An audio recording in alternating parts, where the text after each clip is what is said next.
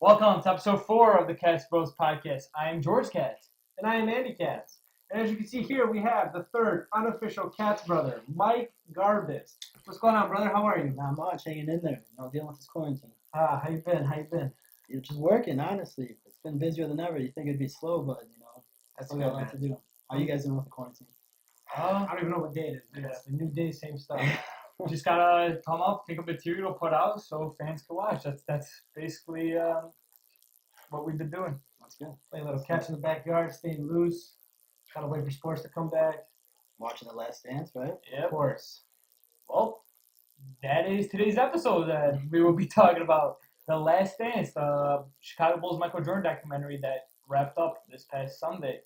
So we're gonna take and give you our reactions of what we thought about the documentary. Man, it's crazy how this thing blew up, though, right? I mean, like, the first episode, I felt like the whole world was watching. Obviously, sports have been gone for a while, but, like, as soon as this thing, I know, right? And they released it early, right? Or am I making that Yeah. up? No, They so did. the plan originally was obviously do the NBA playoffs, and I think after the NBA finals, then they were supposed to release it. But obviously, with those sports, I know LeBron gave a shout out to ESPN. He was like, ESPN, let's release the tapes. And shout out to Jason there, man. Hell of a job with this documentary. He was editing like week by week. I'm pretty sure too. Yeah, Oh, so really? yeah, so he was on. Yeah. So do you watch the Jalen Jacoby podcast? Yeah. So I didn't realize this, but Jason Ayer did the Fab Five documentary. So that's how he knows Jalen Rose. Yeah.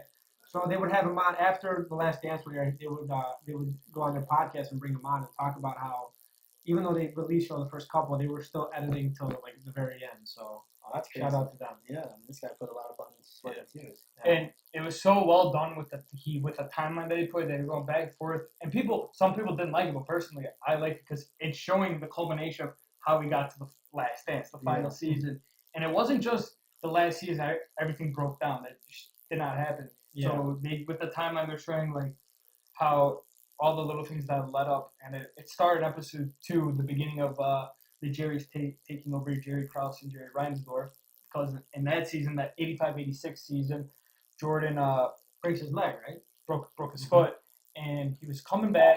He was trying to come back because that's how he is. He's a pit bull, he's a dog. So comes back later in the season, and But he had to beg them, right? yeah, he had to beg him. Which is crazy because now you got load management, you got Yeah. players Oh, begging man. to like sit out. Yeah. Then you had Jordan here begging to come back, which is crazy. Like, I don't think a player would do that, but I don't think an agent would allow that because let's say he gets re-injured, everybody loses money. The agent loses money, he doesn't lose contracts like that. And I think that was the biggest thing that Jerry Reinsdorf was trying to explain to him. There's actually one of the many famous quotes he tells Michael, like, "You're not understanding the situation. It's like if you have a headache that's killing you, and I could give you, I think it was like I could give you the medicine or the pill for it, but there's a 90% chance that if you take the pill you'll be fine, but there's a 10% chance it'll kill you." Yeah. And Michael, in classic Michael form, he goes, "Well, how fucking bad's the headache?" That's classic. But that just shows you his mentality. Like he's like That was just he the second season. right, and he like he said I'm looking at it as it's a glass half full thing. Everyone around me is like it's a glass half empty mentality. Yeah. So I think it was really important to note, like, I think for maybe a lot of the casual fans who were just getting into this, like they thought that the rift between Michael and the players versus the two Jerry started in '97 in the '97-'98 season. When in reality, this was something that Jordan had to deal with his whole career. With he broke his foot, and they put him on that 14-minute limit restriction, and then there's that famous that last game when they're fighting to make the playoffs, and in the last game of the season, and there's 30 seconds left on the clock, and of course the front office doesn't want Jordan to go back in the game because he reached his time limit, and he's pleading with his coach. What was his coach's name again? Stan Albeck. And Albeck's like, if I put you in, I'm getting fired. So the Jerry's are literally handcuffing the season, Albeck's future. Like, yeah. Because On a 14-minute restriction. and that just shows you again the two different mentalities. Like Jordan's like, listen, we have a chance to win here. I don't care if we're going as an 8 seed, just the playoffs. We want to win. Where, of course, it's safe to say that the two Jerrys already thought that, okay, Michael broke his leg, the season's lost, let's play for draft picks. Yeah. And that was kind of like, if you want to call it strike one in the whole thing. And what really caught my eye was towards the end of that episode where I forgot who they were interviewing, but he says, like, in Michael's eyes, Jerry Reinsdorf and Jerry Krause kind of broke the most fundamental rule that Michael kind of lives by, and that's you play to win the game. Yeah. So, and that was just, that was one of many deep And points. it's just a joke. Like 14-minute restrictions, like what, 3 minutes a game? Like Or 3 minutes a quarter. yeah. I'm sorry, 3 Yeah. minutes a quarter. Like obviously they put that as a joke because he can't do anything with 14 Right. minutes. Yeah. Like that's And that's what you would and tell. it shows you from day one how he was playing games like Yeah. this. Like at that point, like they're still even let him play. But I mean, obviously we'll see later on how Jerry was a little bit of a rat. But Well, again, they touched on it was still in episode 2 that they introduced Scotty, and Scotty's contract was 5 years, 18 million. Like, and Jerry Reinsdorf used to tell players like, "This is the contract." He was advising Scotty not to take it, but Scotty like grew up like He was horrible. poor. Yeah, he was he poor. had so many siblings. He felt he was obligated to kind of, well, not to say obligated, but he wanted to take care of his parents. I mean, think about you guys. If you got a 5-year, 18 million, obviously. Oh, I you did. know what I'm Yeah, saying? Like, I feel like a trillionaire, and yeah. it's more money than I need. But in the sports world, yeah, that's a deflated contract. But like Scotty said, to his credit, he's like, you know what? I couldn't take a risk about getting hurt, so he was looking at it from a longevity perspective. Yeah. But obviously, as we know, throughout the years, his mentality kind of changed, kind of soured on that, and that was kind of one of the main themes that going into the Last Dance docuseries was what's going on with Scotty. And as you can tell, I totally forgot he held out on the surgery because he had some injury, some nagging injury that he could have easily taken care of over summer, but he just got so fed up. He literally says, I'm not gonna waste my summer. yeah. Hey, and coming out today, like Scotty's a little angry at Mike of how he was portrayed in this document because even Jordan said going into that 97-98 session, he said Scotty was being selfish, which you can look at it both ways. There's both sides to the argument. You understand Jordan's point, and you also understand where Scotty's coming from. Yo, at the end of the day, though, you can't be the best at anything if you're not selfish. Michael is selfish. Every great player at the same point is going to be selfish. It's you got to have that egotistical trait in you. Obviously, it can't be cancerous. If it's got to work for the whole team. Right, but you have to take, like you said, it's not who you are as a person, but it's kind of like you have to go to that place in your head mentally to be the best. Yeah. And one of those, like you said, one of those traits is being selfish. Yeah. I mean, obviously, it can't consume you and take you over, but every grade, no matter what you do, whatever the sport, profession, everyone has an ego. Yeah, you got to have it, or else you're not going to make it. But you got to tame it, you got to control it, which obviously Jordan did too. But yeah, I mean, Scotty's not wrong either. He is selfish, I'm not gonna. I don't think anybody can disagree with that. But he's not the only one, right? Horace said that too, Horace Green. Oh, Horace was a little salty too. We'll get into that. Yeah. And then we'll get into Horace real soon. But the funny thing is, because Scotty did take that 5-year, $18 million contract. No, the layoff that season. Oh, yeah. That was the year. They started Rodman really slow. They did, but Rodman was in. And he was a model citizen. And Jordan said. I said, when Scotty was out, Dennis was a model citizen, and it was killing him. Because he felt important. And and honestly though, that Rodman segment where he's talking about how he rebounds and positioning and when the ball's coming off of this angle, then I have to sit here just go back and watch that clip, and that just shows you he understood. He's just such a smart player. Even Jordan says one of the smartest players I've ever played. But the point I was making was when Scotty eventually came back, Rodman had a meeting with Phil, because Phil went to Jordan and was like, Dennis wants to talk to me, and Jordan goes, when fucking Dennis wants to talk to me, I know it's not good. And Dennis goes, I need a vacation. And Jordan told him, if anybody needs a vacation, it's me. So Phil's like, how about 48 hours? And Dennis like, I'm going to take whatever the hell you can give me. So he took the 48 hours. Where'd he go? Vegas. But did he return on time?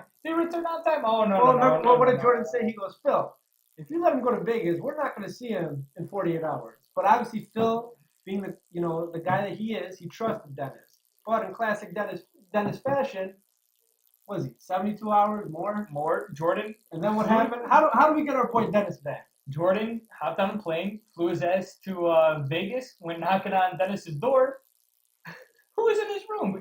Jordan didn't want to get into it, but Carmen Electra was there, and she literally said, I was scared of Michael Jordan, so I hid under the sheets. Yo, Dennis was a go for that. I mean, not just that. It gets better, though, but that, Didn't he marry Madonna? Or He, with Madonna. he- Madonna. I don't know if Dennis ever married anyone other than himself, but Which is, man, this guy, he's on. he's in the Hall of Fame. Yeah, I mean, He's in like, the Hall of he's Fame. unbelievable. He's unbelievable. Just not even that. So obviously they bring him back, and then do we still want to touch more on the whole Carmen Electra Berto Center fiasco? Oh, that was Oh, epic. I heard about that. That's That's sacred ground now. Yeah. You know what's crazy? When I was in college, so now it's obviously no longer the Berto Center. I forgot what they rebranded it, but it's in Deerfield. Sex Center? The Saks Rec Center. Thank you. So when I was in college, I used to teach sports to I used to Kids? teach sports to like kids on the weekend, and we would Hopefully do not defense. no. Wow. Wow, that's already. But God. Got a little train of thought now. we were actually in the old Bulls gym. So it's like, had I known then what I know now, I'd be like, wow, I am on sacred ground. I am not. I can't believe that. But in all honesty, man, the thing I knew he was a great rebounder, right? Yeah. But I think the doc showed like what a great passer he was, like outlet Yeah. passing, right? I mean, like that was such a huge part of their offense too. Like, Oh, only the one whole dribble, grab. yeah, bam, all the way down court. Like, Yeah. that's crazy, you know? Like, And I think more importantly, he knew his role. yeah, Like if Dennis had a scorer's mentality, I feel like it wouldn't have worked. no, There's not enough basketballs. Like I know we joke about it, but That Yeah. was just not his play style to score. He knew what he had to do, and he even said going into. We gotta remember he played for the Bad Boy Pistons, so he was beating the living hell out of Jordan and Scotty before he joined them. And he said Jordan and Scotty, they accepted me for who I am because they let me do what I want, but they knew when it was game time I would give 100%. and that's the most important part. I mean, He'll Jordan, st- I Jordan, mean, excuse me, Jordan and Robin, I don't think even talked off the court. I think even when they interviewed Dennis, he goes, "For what?" They just knew when it was go time, I was ready. And man, if that happened in today's NBA, he'd Oh be my asking God. for a trade, complaining. Like, that's what I'm Yeah. saying. Like, these guys, like, it's such a perfect team. It's Yeah. literally a perfect team. They knew what their roles are, even off the court, what their roles were. You know, Right. like, that's crazy.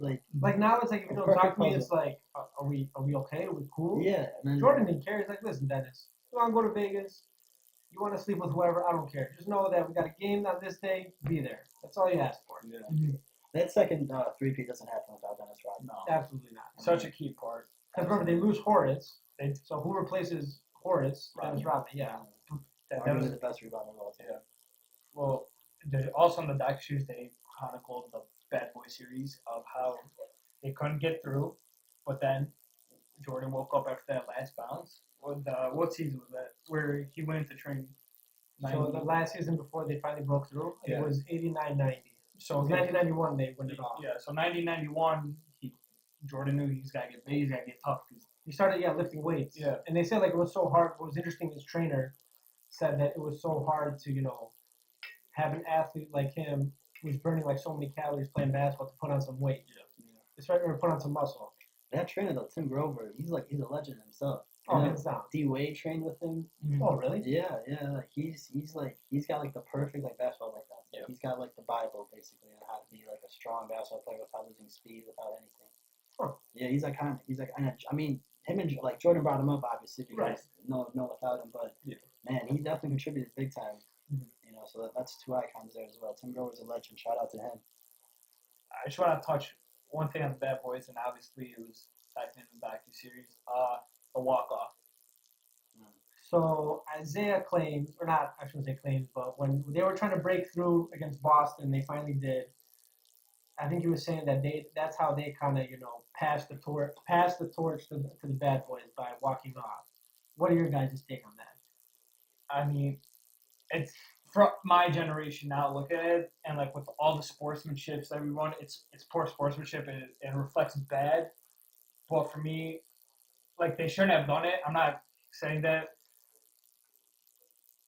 but nah, I don't know how you can defend it. Well, even remember what Jordan said. He goes, When "What they about sh- those 2 years I lost? I stayed on the court and I congratulated all of them." And the best part is that they literally have to cut through the Bulls bench to get to the tunnel, and you just see Jordan looking at them like, "Really?" As Horace Grant says, "Straight up bitches." Yeah. The greatest part of that scene was Isaiah claims it was Lambeer that initiated it. Lambeer was the evil genius of it. But the camera has it. You see Lambeer from you just see Isaiah kind of tilt his head behind Lambeer and walking. Embarrassed. I don't know. What's your take? I kind of feel like they're making it a bigger issue than it is. You know, like, is it a bitch move? Yeah, maybe, probably. But, like, big deal. You beat them, move on. Like, I don't understand why, you know, Yeah. why even care? Like, it's over at that point. One, move on to the next series, focus on the next thing. Like, Yeah. Well, then it spawns. Obviously, we'll touch on it later in the episode. But spawns, you know, the whole dream thing. The Yeah. dream team thing was Isaiah snub because of Michael. and he absolutely was, and that's fucked up. No, I don't. Okay, about that though, he was having troubles with Magic too at that time. Maybe, Well, Michael but brought up a good point. He goes, if you look at who was on the team, because they're saying obviously without Isaiah, they all bonded. They all became basically brothers. Mm-hmm. But they're saying, from Jordan's perspective, he was saying, okay, if you put Isaiah on the team, if you look at his career, he essentially butted heads with everybody, whether the regular season or the playoffs. So, But at the same time, it's the national team, though, right? Yeah. That team represents your country, right? True. Right. Yeah. So you probably, I mean, instead of saying, hey, we're not going to keep with him because we don't see eye to eye with him, it really should be, we're going to bring him on because we don't see eye with him and we're going to make it work. I mean, especially this country of all countries, right? We're one big mixing pot. Like, That's a very good point. so I don't know. Like, Yeah, And you know. So I don't know. I'm kind of on Isaiah's side on that. You know, I think he definitely had the talent to be on that team, right? He definitely He fit the definitely fit criteria. it. Yeah. Right there. Fit the Like criteria. for God's sakes, who took his spot? Christian Leitner. Yeah, which is Oh, we need to bring a college kid. You can keep the college kid. that's so disrespectful. But Yeah.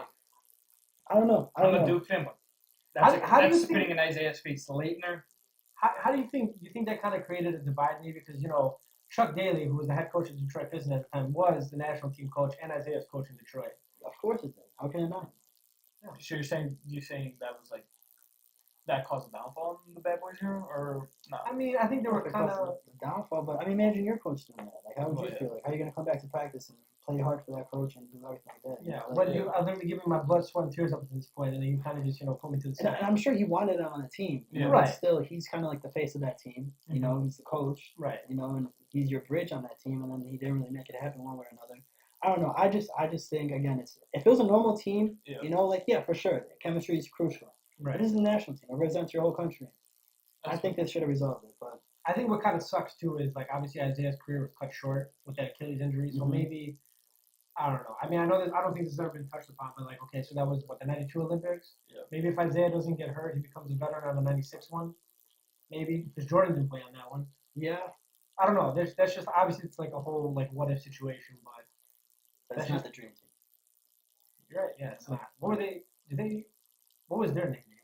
Did they have one? They were just the '96 team. You know, obviously '92 was the dream team. I just know they're a dream team and they're Yeah. a redeem team. Yeah. I don't know. Yeah, Redemption 08 was team. a 08 was a redeem team. Yeah. Whatever.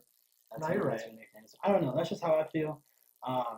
With the not shaking hands. I mean, okay, obviously we're not professional athletes, but in the Greek league, when I lose and I get pissed, I don't shake everybody's hands. I just put my shoes on. I walk Yeah. out. Is it the right thing to do? No. No, But I can, I understand where you're It's going. that frustration, competitive. You know, yeah. Yeah.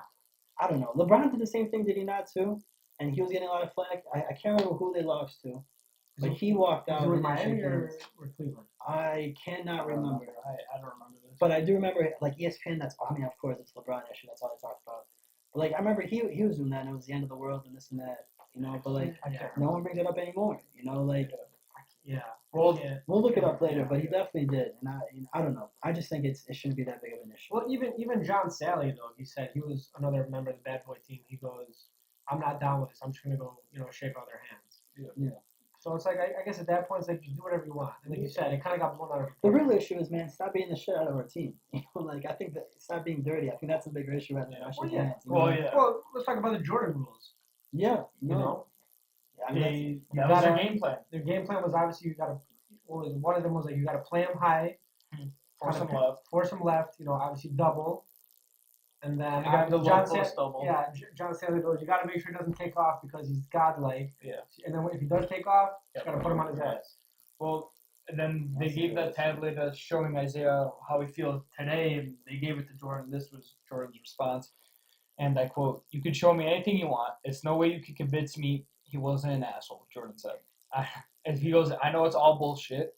Before he even looked at the tablet, that was Jordan's immediate reaction. But before he even played Isaiah's clip. I like how he said though he wasn't an asshole because Jordan's the same, right? Jordan's the biggest asshole ever, man. I mean, you know what I'm saying? Like, Poor Scott Burrell. Competitive wise. Poor Scott Burrell. Oh, Scott Burrell. Nicest man. Nicest teammate. Poor Scott Burrell. But we'll get to that later. But no, I think that's important too of like Jordan's not being a hypocrite. He's like, no, I know he's not an asshole. I just think he's full of shit. Yeah. You know. Anyway, so Horace Grant now, as we were talking about before, another guy that has an issue. What happened? His whole thing was, We give the backstory. Obviously, Sam Smith releases a book. Yep. wasn't it called the Jordan Rules? I think it was Yes, the Jordan so Rules. this is the other side of the Jordan Rules. And this is kind of like where How Jordan is to his teammates. Yeah. At practices, how he pushes them. a lot of people. Yeah. So I read this book in middle school. Okay. What's your take? Before this, I was like, man, Jordan. I didn't know much about him, right? Right. We just know about the iconic, you know, Yeah. like he's The the story, guy, yeah. right? The He's godlike guy. figure. Yeah. I read this book, I could not believe it. I'm like, I can't believe he's such an asshole. Like he's talking about like punching his teammates in the face, talking like mad shit to them. I couldn't believe it. Like that, like ruined my whole picture of Jordan to me. I didn't know Horace Grant was kind of like the snitch of it. Well, we didn't know that for sure. Allegedly. Yeah. Because he had such a close relationship with Sam Smith. Yeah. So he was the easy one. I don't want to say easy one, but he was. If Sam wanted to get something out of it, I'm sure he could have, He went to Horace. reworded it in a way to get that info from Horace. And Not Sam- saying it happened, because obviously we weren't there. And Sam Smith, well-renowned author. And he's still the journalist for the Bulls today. Yeah. Was he have that Ask Sam? Yeah. segment Sam on the Bulls website. Yeah. It isn't gonna reveal his sources. He's not like that. So it's always gonna be a mystery. He took a beating too, I think, a little bit. Yeah, He got some backlash from it. Yeah. He's a great author. I mean, like like I don't know. I remember his quote on it was like, "It's my job as a journalist to put whatever I get out." You know, so like I don't know. I don't think he deserved the flag. You know, if someone's giving this information, it should be them that's getting the hostility. But I don't know. And it just shows you the price you pay to become great. Yeah. You know. Well, and he said it was a Will Perdue. He goes, could he have been an asshole sometimes? Absolutely. We kind of look at him sometimes in practice and go like, dude, what's your problem? But again, if you look at it from Jordan's side, he just wanted to win. Yeah. And at any cost. Yeah, and I think it was episode 7 and 8 were kind of really deep. I know I'm kind of jumping around, but those were for me, and I think for a lot of people, where you kind of see the human side of Jordan. Because up until I think this doc, like we talked about, it's safe to say like he was this iconic figure, this illusion. All the nicknames, Black Jesus, Black Cat. You know, now it's like we see him like he's so emotionless, and they've touched upon it in the documentary too. Later on, we'll talk about obviously his relationship with his father, but at that moment, and I think it was it episode 7 or 8 where he almost breaks down. He goes, look, I just wanted to win. I didn't, not just me. He didn't want to just win on his own. He wanted to bring those guys together. He wanted them. I think he said to experience it with them. That's why I was hard on them in practice, because if I'm hard on them, basically like if he's hard on them in practice, when they play, like you said, a series against New York or Detroit or Indiana, there's nothing they haven't seen or they haven't experienced in practice that is going to, shake their confidence in a game. And I think that was really important to note about it. And the biggest takeaway I take in that, the biggest thing I take away in that episode is where he goes, listen, if you don't want to play like that, then you don't have to play like that. And this is like the first time you hear like his voice is cracking. He's really on the verge of tears. Yeah. He called break. Yeah. And he's not going to let the cameras catch that. No, and he literally like at that point kind of reached his breaking point. And I remember Jason Ayers said this was like hour 1 in like this whole 3-hour interview that he did. He was kind of like, oh my God, like if this is how he is in like 45 minutes into hour 1, like he was kind of not worried, but he was kind of interested, like, okay, where is Jordan going to take this documentary then? Because we got to remember, like, all these clips are like taped, like they're just like, they're not obviously like all chronological order. They're like bits that they take and kind of sequence it together. And I think being a director, especially someone who, like Jason Ayers said, like, I'm not friends with Jordan. Like, he just brought me in because I had a job to do. So when you don't know the person like that well, you're like, oh my God, where's this documentary going? Yeah. But that was crazy. That was one of those kind of like moments where I was like, oh my God, like, even Michael Jordan is human and like he cares. Obviously, like I said, he was on the verge of tears. Yeah. Which was shocking. Because he always used to hold his emotions close to his vest. Mm-hmm. He never let anybody else see that, because to him that was an advantage in him showing a weakness. And that's terrifying. Right? Yeah. I mean, like, I think Kawhi's kind of like that too. Like, that guy, you can't, frazzle him it up. Imagine going up against guys like that.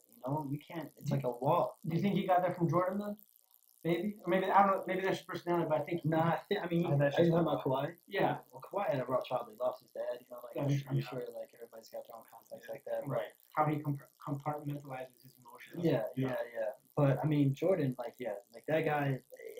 Like there was that one clip I can't remember for which episode it was, but like when he was like going like this, like to look Oh, him in in the practice, he's like, he whistles the guy over and goes, yeah, and and then he's like, I need you to dude, be his with me. eyes, man, like that is like piercing, you know, Yeah. like Right, he I doesn't even would- have to say a word, No. but you can tell he's looking right through your soul, like Oh, 100%. He's That- like, I need you here. Yeah. If you're not here, you're no use to this yeah. team. So that intensity, you know, like again, like we're saying, like he intimidated not only opponents but his teammates too. yeah. Oh, you I know, can so- imagine. And like him not showing emotion, because he had to live up to this figure, especially iconic figure. And like, I want to be like Mike.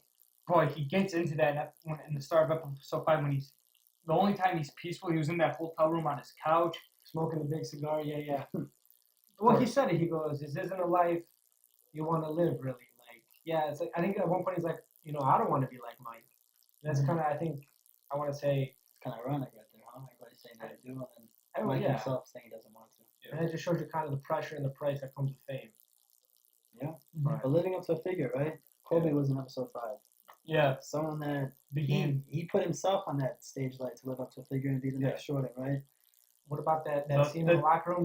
He's like, what did Jordan say? He goes, that little Laker kid is gonna make it a one-on-one. Yeah, he's gonna take everybody. Not he's gonna one-on-one. try, not that he wants Yeah. to, but he's gonna make it. Like Jordan said, like again, he just knew. Yeah. That's crazy. I just got goosebumps right now talking about it. The two quotes from Kobe in that episode that stood out is, "What you got from me, you got from him," meaning their game. Like he recognizes Everything. Yeah, everything. The fadeaway, Everything. The and attitude, the walk, the talk, But the it's mentality. As an 18-year-old kid playing like Jordan, guys. I mean, like, and we're not talking about like like shots that are easy. We're talking about fadeaways, perfect footwork. Tibbs used to be an assistant on the Sixers, right? Mhm. When Kobe was growing up, he would Right, practice with the Philadelphia, Sixers. yeah. So Tibbs would be like after practice, he's like, I would see Kobe practicing these moves, and I couldn't believe it. He's like, this guy's playing like an NBA player as a high school kid. And that's crazy. Because think about That's it. crazy. Like how far ahead he was, Yeah. even in high school. NBA He was in the talent. I players feel like he couldn't was do bored those in high school games, to be honest. He was Oh, what? probably. Yeah. Did you see that one shot that recently came out where he did that spinning like shot Yeah. behind his like that's I mean that's Yeah, a that high was just school him being bored, player. and him knowing that his skill was advancing. He wanted to go test himself, so he went And at that's it. how his whole Yeah. that's how his whole friendship started. Like he goes to Mike. He's like, I was asking him about, the fadeaway shot, and that's kind of they kind of like struck up a Yeah. conversation. And he goes, I think was it Mike gave him such a detailed Yeah. answer and sat down and didn't say, "Oh yeah, I practiced." Like Mike, We're like, yeah, man, you just grab it, spin, and go. Yeah. But He's let's like, go back to he went up to Jordan and asked him that. yeah, We were nobody just does saying- that. Nobody Nobody does does. We're just saying how everybody's scared to even like play him, do anything like This that. kid's 18-year-old kid. Yeah, there's that little kid going up to him and be like, hey, how do you do that move? Yeah. You know, I And think like, Jordan, yeah. that's when he's like, man, this kid's got balls, and he's Yeah. like, he's trying to get better. Like no one else would have come up to me and asked me that. It would have been like, It was- oh, thank you, Mr. Jordan. How are you, Mr. Jordan? Yeah, you know. It's the big brother, little brother. Even That's Kobe what calls it his big started. brother. And That's what it watch, started. even when Michael gave the eulogy this year, which was tough. Another crying Jordan meme. I hope that people need to stop using. But he said, "My little brother," like He goes, they were Kobe was brothers. my little brother. And the second iconic quote Kobe gave him that was, "I don't get 5 championships without him because he guided me so and gave me so much great advice." That's crazy. That's wild. I mean, like, I don't know. I respect. I mean, obviously Jordan's great and everything like that, but I respect Kobe so much for doing that because, like, Yeah. literally, it takes big balls to do that. You know, like just to face him, like we said. But like, who can you imagine? An 18-year-old kid. Well, that's what he was saying. He's like, You know, when like I'm doing that. when I'm on the court with him, he's like, again, going back to the whole mystique of Jordan. He goes, when I'm guarding him and I'm like physically touching him, and I just feel like how strong he is. And I think another part that stood out is like when he took him, I think he gave him a head fake and then he went around him. He's like, it was just so quick and just so like precise. I'm like, I knew it was coming, but I couldn't stop it. Yeah. Like again, that whole allure and like the mystique of who Jordan was. I want to get into Jordan's first retirement, but obviously, like what led him to that first retirement? And it was really that '93 playoff series Against New York. against New York, where Down down 2-0, 2-0. and So Atlanta. wait, hold on. Let me ask you something. So you're down 2-0, right? What do you think would normally happen as a star player when you're down 2-0? What do you think? What would you do after the game? Just out of curiosity. I mean, a normal face the media, go relax in your hotel, wake up, go to your morning shoot around, go to your practice, and hopefully try and go get a win in game 3 and make it 2-1. Right. No, that's not Mike. Mike with his dad were so close, and they did a real nice job covering that. Michael and his dad and everything about it. But his dad said, "I'm gonna go. Let's go take the pressure off a little bit. Down 2-0." So they went to Atlantic City. Okay, That's a boss move. went to Atlantic City. Was gambling, obviously. Like he didn't deny that. But then it was reports he stayed out till 2:30, and that's just everybody's just on him. Like, why you in Atlantic City down 2-0? And Amado Shad said, "Guys, let the man breathe. Like, if you keep pestering about this, we're gonna be the reason why he leaves the game." And Jordan, enough, right? What- sure enough, Well, what do you even say going into that season? He goes, he was exhausted. physically, I was exhausted. Mentally, I was like here as Yeah, exhausted. Like, he especially was with the done. media. Yeah, that was the biggest thing. The media was just constantly on him. And I remember that interview he gave with the sunglasses on. He goes, "I don't have a gambling problem, or I don't have an addiction to gambling. I have an addiction to competition." Yeah. And that, like again, perspective. But right there, the media pissed him off. It wasn't Patrick Ewing. It wasn't John Starks. It wasn't anybody who was playing against. It wasn't Pat Riley. You know, the goddamn media pissed him off this much about Atlantic City and down 2-0 just like that. Then he didn't go to games and won 4 straight and said, what about "Goodbye, that? New York." What about that defensive sequence at the end of? Was it game 3 or game 4? Where New York's on offense, they're literally under the hoop. Ewing Just got stuffed. They had that defensive stand. Yeah. Yeah, that was unbelievable. And then going into the 93 finals against the Phoenix Suns, Jordan didn't win MVP that year. Who won MVP? Charles Big Barkley. Chuck. Big Chuck. The round mound of rebound. Charles And right Barkley. there, Jordan goes, "That's my motivation. Chuck won MVP. I'm not going to get it. I'm not saying he didn't deserve it. I'm going to go right after him." But who did they put on him? Dan Marley. And who liked Dan Marley? Jerry Krause. Jerry Krause like, was raving about Marley. Like, oh my God. And what did Jordan say? He goes, "Okay, you think He was he's like a the good player? You best think he's a good defender. defensive player? I'll show you." Like, And he dropped just a 40 piece on him in game 1. Poor Yo, Dan Marley. and I want to talk about this, right? Because this is the argument of people saying like, "Oh, Jordan played against Plumbers, played against this." I don't know where that comes from, but okay. Dan Marley was a dog. Like, Yeah. if you've seen photos of him, he's a huge dude, and he's a quick dude. He's one of the most athletic guys, right? Yeah. I don't know if it's because he's white and this and that, but like that stigma needs to drop. Where they're saying like he played against Plumbers. Dan Marley was a dog, and Jordan destroyed him. What was that chart of all the Hall of Famers he's eliminated from the playoffs? About like 20 Hall of Famers, right? Yeah. Payton, So- Malone, Stockton, Drexler. I mean, the Magic, list goes on. Magic, Bird. Yeah. Did he eliminate Bird? Oh, no. No, that was before. Or that was before they came up. Oh, yeah. But another example. The year before in '92, they played the Trailblazers, right? Yeah. What do they say Drexler. about Clyde It Drexler? was right there where Jordan has. Man, it was like everything was one of pissing them. off. Literally, But- you breathe wrong. You- Stop around breathes on the team bus. Jordan gets pissed. You It's like look that at him. motivated. You look at. I'm dropping 74 on you. Like that's the meme going around. Well, that's the thing. Like again, he got pissed at it. He goes, and again, he's like, no Not disrespect, no pissed. disrespect to Clyde. Like he is a good player, but I just don't think he's on my level. And he made sure in that final series, you know, they knew like here's Michael Jordan, here's Clyde Drexler, not in the same week. Man, can you imagine being in Jordan's side though? Like, always I'm have so like glad. let it blow up. Yeah. Everything pissing you off, everything motivating you. Like, But then That's again, I think insane. I think that goes back to your point of like you have to have an ego and like you need some. I think he needs something to kind of get him out of bed in the morning and be like, okay, what could I accomplish today? yeah, but how can you sustain that, dude? Every single day. He's not Like, you human. know what I'm saying? Again, It's you fight know, or flight, but Black it's always Jesus. fight. yeah. You know, like, Well, that's the thing, and I feel like you don't. You know, I hate to say it, but like I don't think you see that with LeBron. no, LeBron is You the. know, and that's no knock on him. He's a hell of a player. Well, we got He's- one. he's- It's him- Jordan, go Yeah. LeBron. Well, I think Jordan and Kobe during that. We'll talk about this. Yeah. Let's But- not get sidetracked here, but yes, that mentality and just like everything getting to him. Yeah. Obviously, why he was great, but I don't think that's something that's wrong with your brain. Like, there's no way like your chemical It's levels not are the healthy. same Yeah. as the average human being. There's no way. But that just shows you he's in a league of his own. He absolutely is. I mean, No. he's an alien. Like that's unreal. I That's want, unreal. you know, when it's all said and done, I hope they do some kind of test on his brain just to see like kind of. Yeah, you always say that's fucked up. I'm just curious. Like I want, like you said, he's got that sixth sense to him. Yeah. Going, Sixth Sense. I don't know. Going I'm not back a scientist. going back to Marley, that wasn't the He first did have person. cologne though, right? He did have the Michael Jordan. Sixth Sense. I want to smell like Mike. Oh my Gotta smell like Mike. All right.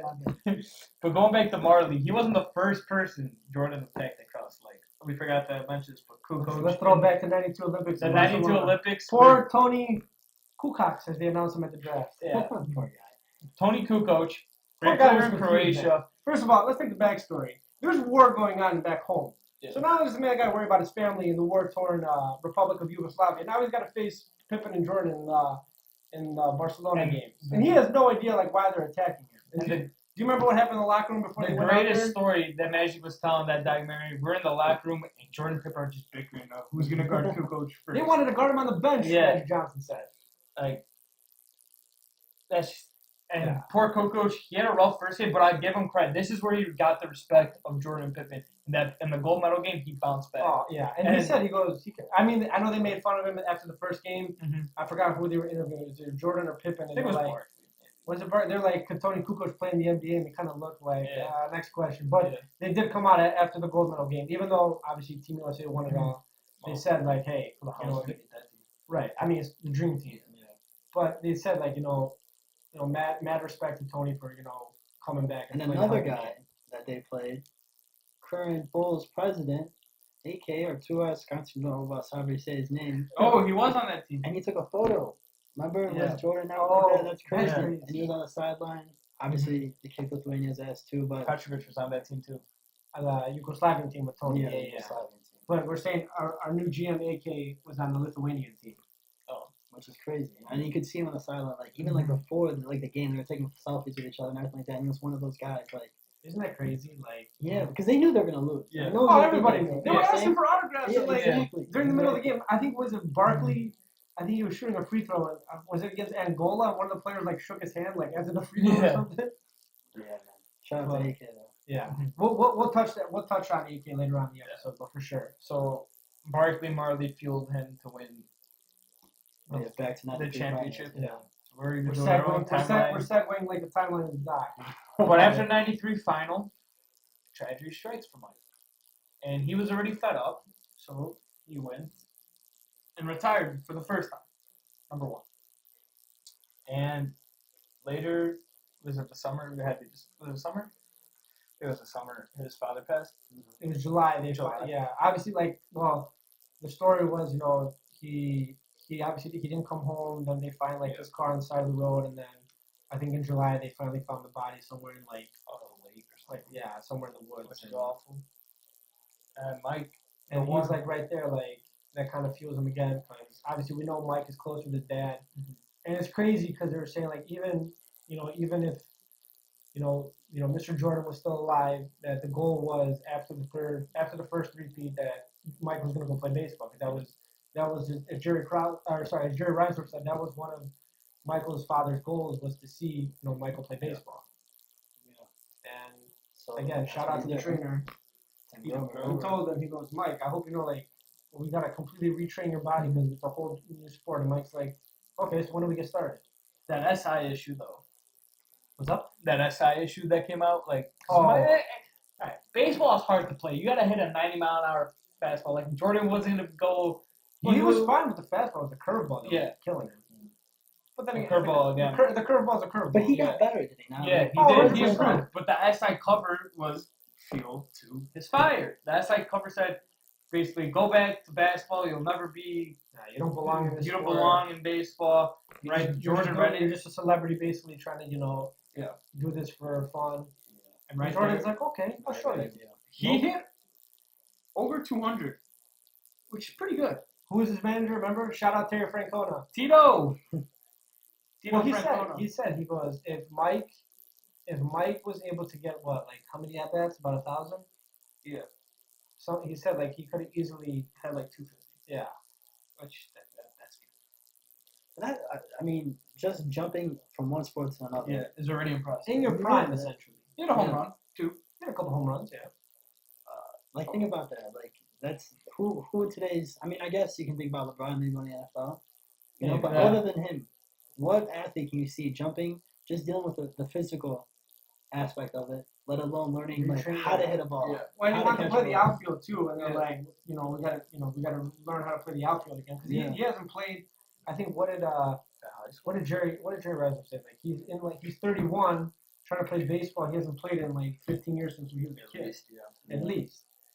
And obviously he struggled just like anybody would, but I feel like anybody else made would just be adjustments. like, If they screw give him this, up, I'm yeah. going His back. hit, Yeah. but his hitting practice was insane. He would hit before the practice, That's crazy. hit during the practice, and hit after practice. Yeah, and he just treated everyone. I was reading an article somewhere like He just wanted to be one of the boys. yeah, he didn't. He- Well, he you also got respect them on Team Bus, right?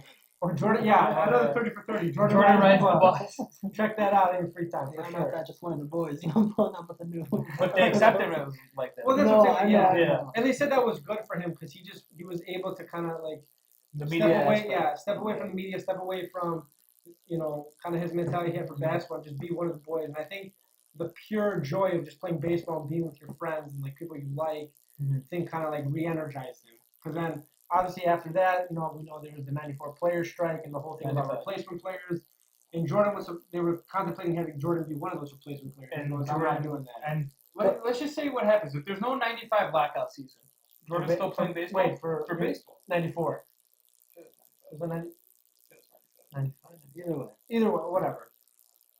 But hold on, because before we get off topic, so you're saying you're just with one of the boys, right? Like he wasn't that crazy guy, like everybody took him there. Yeah. Do you think that helped him with the second three-peat, taking Rodman in, That's a and good the point. whole chemistry of it? So maybe that was a blessing in disguise. Maybe I never he- thought about it. See, yeah. this is why I love you. Your But- perspective. Yeah, yeah. So No, I get what you're maybe saying, that's yeah. a blessing in disguise. Like He was you know, learning this so he could use it when he comes back. Yeah, wild stuff, right? So maybe I never thought about that. That's a good point. So the '95 lockout season happened. So Jordan is like He's They calling wanna BJ. do- He's beating up BJ. he's for meeting up BJ and they're sticking him in the back door and at BJ the Berto Center. Yeah. and BJ Armstrong thought he was slick by saying I could beat you in the one-on-one just because you were taken off. Have we not learned anything yet? You don't piss off Black Jesus. So Andre said, really, BJ? Really, BJ? You can take me one-on-one? All right, let's go. Probably destroyed him. I think BJ said he got destroyed. But right there, knowing the 95, he goes, he got that issue. And he goes, and he came back the late March, made the playoff surge. Puts out the presser. I'm back. I'm 2 back. words. 2 words. That's all he needed. I'm back. David Falk was giving him all this like nice creative things. And he goes, "You do it then." And Mike goes, I'm back. I'm back. Cool. Send it out. It's a shirt now. You can buy it Yeah. anywhere. Foot Locker champs.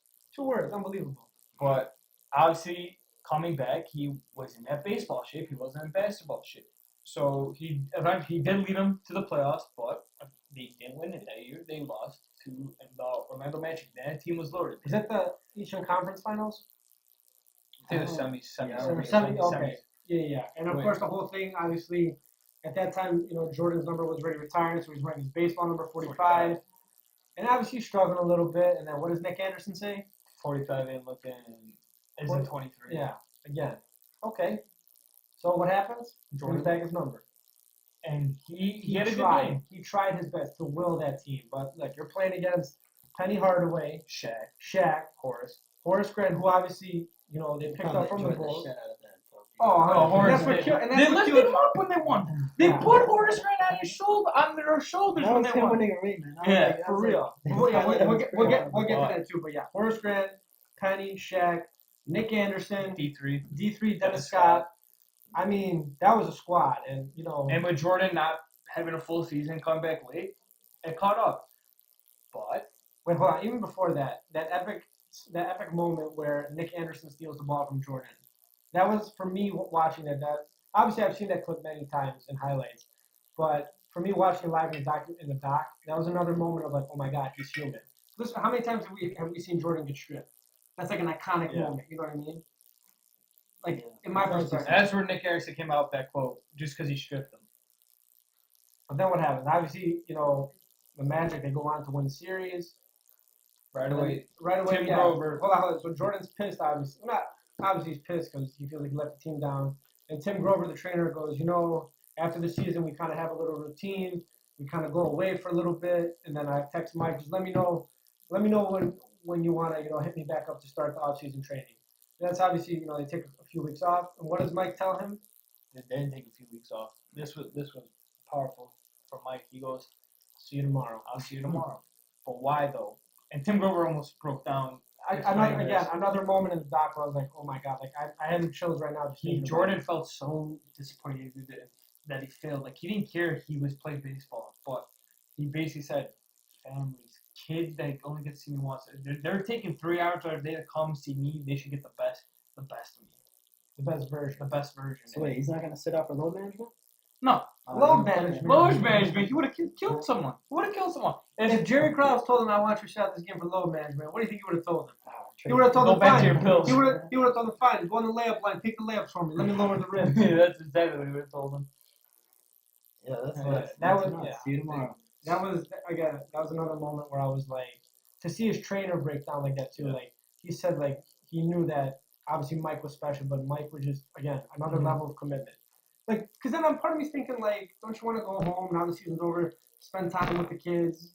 No. You The know, whole chill a world little then bit? too, right? Going from baseball to basketball. Right. And all that media, like that, But he that knew he wears had to on train him. his body back to basketball. So what happens? 95. What are they? No. 95 that summer, yeah. What are they filming? Space Jam. So you think, oh, he's just gonna go film Space Jam. Nope. He goes to the director. He says, "You're gonna have to build me a gym. You're gonna build me the Jordan Dome. the Jordan Dome is what they called it."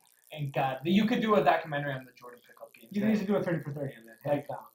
The people he would bring in, he had Rodman, he had Reggie Miller, Juwan Howard, I think. Mullen. Basically a who's who of players at that time. Like those were the greatest pickup games ever seen. But again, And who even does that anymore? Pickup games too. You know what I'm saying? Like one-on-one matches. Like I can see pickup ball because I know they do that in LA. Like now. yeah. But like one-on-one, like no one does it anymore. That's the competitive in it. You Yeah. know what I'm It's saying? a lot- Wow, he's filming a movie. It's a lost art essentially. He Yeah. had 7 a.m. shoots, and he was playing like Whatever. 10 Yeah, at he would night. play. He would play basketball from 7 to 10 with the boys. Do his workout after, and then have like a 7 a.m. roll call the next day. That's wild. But I think it was a Reggie Miller. He's like, obviously I was one of the people that got invited to go to the Jordan Dome and play. And he goes, looking back on it now, I regret it yeah. because he's basically sitting there and studying all of us to just basically thrash us when he would come back the next season. And But then, again, the mentality, yeah. unbelievable. But getting an invite to that, like you gotta feel like a little kid. It's like Michael Jordan invited me to come to this Jordan Dome to play a pickup game. Like I don't care if you're an To get NBA, destroyed at the Jordan Dome. Yeah. but still I got an invite. Oh no, of course. But again, why do you think he's inviting you? He knows Well- I'm going to see you next year in the playoffs. Yeah. And again, going back to it, I think Kobe was talking about that in 2000 when he played.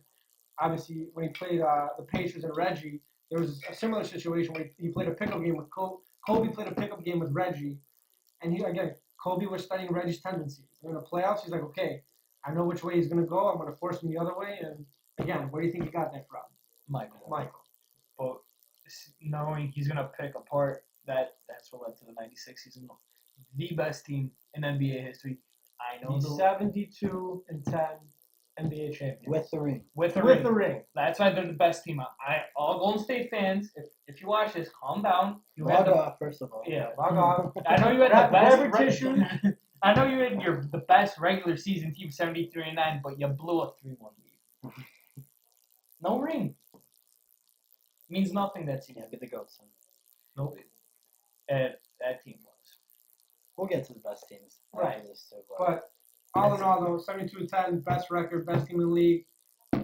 They face the Supersonics, coached by George Karl, and obviously their point guard. I think he was the defensive player of the year, Gary Payton. Yeah. What was well? If you had to take a guess, what was Jordan's motivation going into the series? What do you think? Maybe Gary Payne winning defensive player. People give him all this hype. That was the matchup. Wait, he won MVP that year, right? So you can't use that. Yeah. So that's one thing you can't use. Okay, Gary Payne being the winning defensive player of the year, and him was people going into thought he was going to guard. That's it. No. They're at a restaurant, and George Karl didn't say hi. And Mike goes, "Oh, Well, it's not George's fault because what were they telling George Karl? Don't say anything to Mike that would basically piss him off and give him a reason to attack you. So he tries not to say anything, and he still pissed him off. But Jordan took it as a fight. He goes, okay, you know me. You don't want to talk to me? Okay. Well, was it earlier? When did they play Charlotte? Was it the 90 in the first round, 97, 98? That was in the last season, yeah. With BJ? Yeah. That was 2 years after, yeah. So 96, they play the Sonics. Obviously, he feels slighted by George Karl not saying hi at dinner. And then they take was it 3-0. 3-0 or 2-0 or 3-0? I think it was 2-0. Oh, 2-0. 2-0 or 3-0. So then No, it was 3-0. It was 3-0 Or sorry. because Yeah. it forced George Karl's hand. Gary Payne got Yeah. pissed or down 3-0. They got to do something because he didn't have. he was like, Gary, I don't need you on the defensive end guard. Michael, I want you on the offensive end. But going into Game 4, the glove, Gary Payne walked to George Carl and said, "It's enough. I'm guarding MJ." And he was like, and the best part was they showed they passed the tablet over to Jordan to hear what Gary Payne had to say in that finals, and he goes, What's his reaction? well, first, What, do you you hear mean, Gary go, no, I'm just going to be physical. I'm just going to push him. We're going to be physical. I think I tired him out. And you just have Jordan sit there. He does the laugh. He's laughing at it. But then he goes, no respect. I had no problems with the glove. He had no problems with Gary Payne. He had other things on his mind. So I think that Game 4 that he lost, he was like, we're going to win in Chicago on Father's Day because that's going to be the first title I win without my dad here. No, there's actually people saying that. Do you actually think he lost on purpose and planned it out like that? I mean, knowing him, I won't put it past him. Yeah, come on, knowing his brain, I think he did. He could have easily. I mean, it makes for a better story, no doubt. But yeah, I probably think he did too. I mean, I feel like they could have swept, but he was like Father's Day in Chicago. The '96 championship shoe, the Father's Day shoe, the Dread 11s. Him with the iconic photo of him going to the locker room. Who was when they first won? Who's trying to rip the ball out of his hands when they were jumping for joy? Brown. Randy Brown. Come on, Randy Brown. KYP Randy Brown. What are you doing? First of all, did you touch the court that game? I was to celebrate. Probably not. But then finally Jordan got to the locker room and him laying on the floor crying was another moment of like, oh my God, he's human. Yeah. And even the when Amado Shot interviews him, and he goes, "This one's for Dad," or he goes, "This one's for Daddy. I know he's watching." Like again, because they were like if they were him and his father were so close, and like, I know we didn't touch about it, but like earlier in the early episodes, they talked about how actually Larry was kind of the one. His brother Larry was the one that kind of pushed him to, develop that competitiveness. Because even MJ's dad said like, whatever I told Larry to do, like it kind of took Jordan a while to like pick up. And I feel like that's kind of where a lot of it kind of stemmed from. And obviously, as they got older, they developed that father-son relationship. And another key point they bring up too was like this was the first time, in the finals where his dad's not there watching him. He was always there, like and that iconic scene where he's on the bench getting ready. He's got his hands folded, head down, kind of just prepared to go to war here and win another chip. But yeah, it's just that scene in the locker room where he's not even crying, he's wailing. That's got to be his favorite ring, right? Yeah, I think it's got to be. Not just because obviously it's the 72 intensity, but I think because of the first one after his father. We should rank what we think Jordan's favorite rings are. I mean, that'd be tough though. It's his head. No. I mean, he did do that little commercial. Remember when they asked him to one of the 2K games that he was on? Yeah. Like, which one's my favorite? Yeah. He did say the 72. I think it was 72. Yeah. You're right. But forgot about that. Those were the best games. Sidetrack. So 2K11. They were the best games. The Jordan modes where you had to like do the career. Now they're trash though. Yeah. But 2K10, 2K11, 2K12 too. Yeah. I mean, 2K11, 2K12 back to back. 2K13 was Rose with Blake Griffin and the cover. It was the three. Yeah. The Rose obviously was the best. Yeah. Anyways, but back to last day. Obviously, Jordan's on the ground, literally wailing, and again, like that's a private moment. And what do you see? You just hear the clicks of the cameraman, just boom, boom, boom, boom. Like leave the man alone. Well, they said they're like, all right, that's enough, guys. Give us privacy. Like he needed that moment. Like that was just a father-son moment. Like he just needed to know that his dad is watching. Yeah. And him, like that scene, like I don't remember him being that emotional after obviously winning the first one. He even went up to Magic. And like Magic, even it was like just a validation. That was a passing of the torch. Yeah. That and obviously in Barcelona. But his relationship with Magic is interesting because Jordan, honestly, I think he said it too. Like going into the first three-peat that last season, he didn't want to play, but what was his motivation? Magic and Larry never did a three-peat. Because I think he would have retired a year earlier. He said. That's crazy. The fact that Magic and Larry Bird didn't do a three-peat, that was his driving force to play that season. That's crazy. And when you stop and think about like all the great teams, all the great players that up until Jordan came, like they've never three-peated. And I was like, wow. But again, another level. Respects them, no doubt. Yeah. Had their playoff battle, especially in '86, the first year against Boston. Yeah, Jordan was bored, dude. You think Jordan was bored? Like he literally found 1,001 reasons to keep going.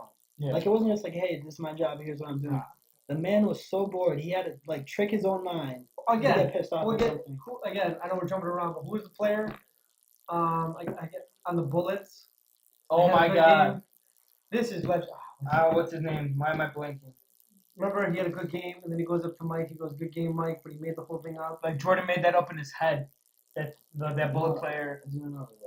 Okay, so they had a game against the Washington Bullets. This kid had a career game. Like I think he was kind of like a bum. Can we look at it? Let's look This it is up. like Inception right now. Did this actually happen? The game? Yeah. The game happened, Okay. but some details didn't. Classic Jordan. So it's okay. So they're playing a game. So it's a back-to-back. Okay. So the first game's in Washington, I believe. The next. No, it was in Chicago. Okay, so they're playing. The Bullets. They're playing the Bullets at the time, and this. And it's like a young kid. Like I don't know if he was a young kid. He was just a This is role another player. player. Okay, Yeah, so both players he's have a having a great game.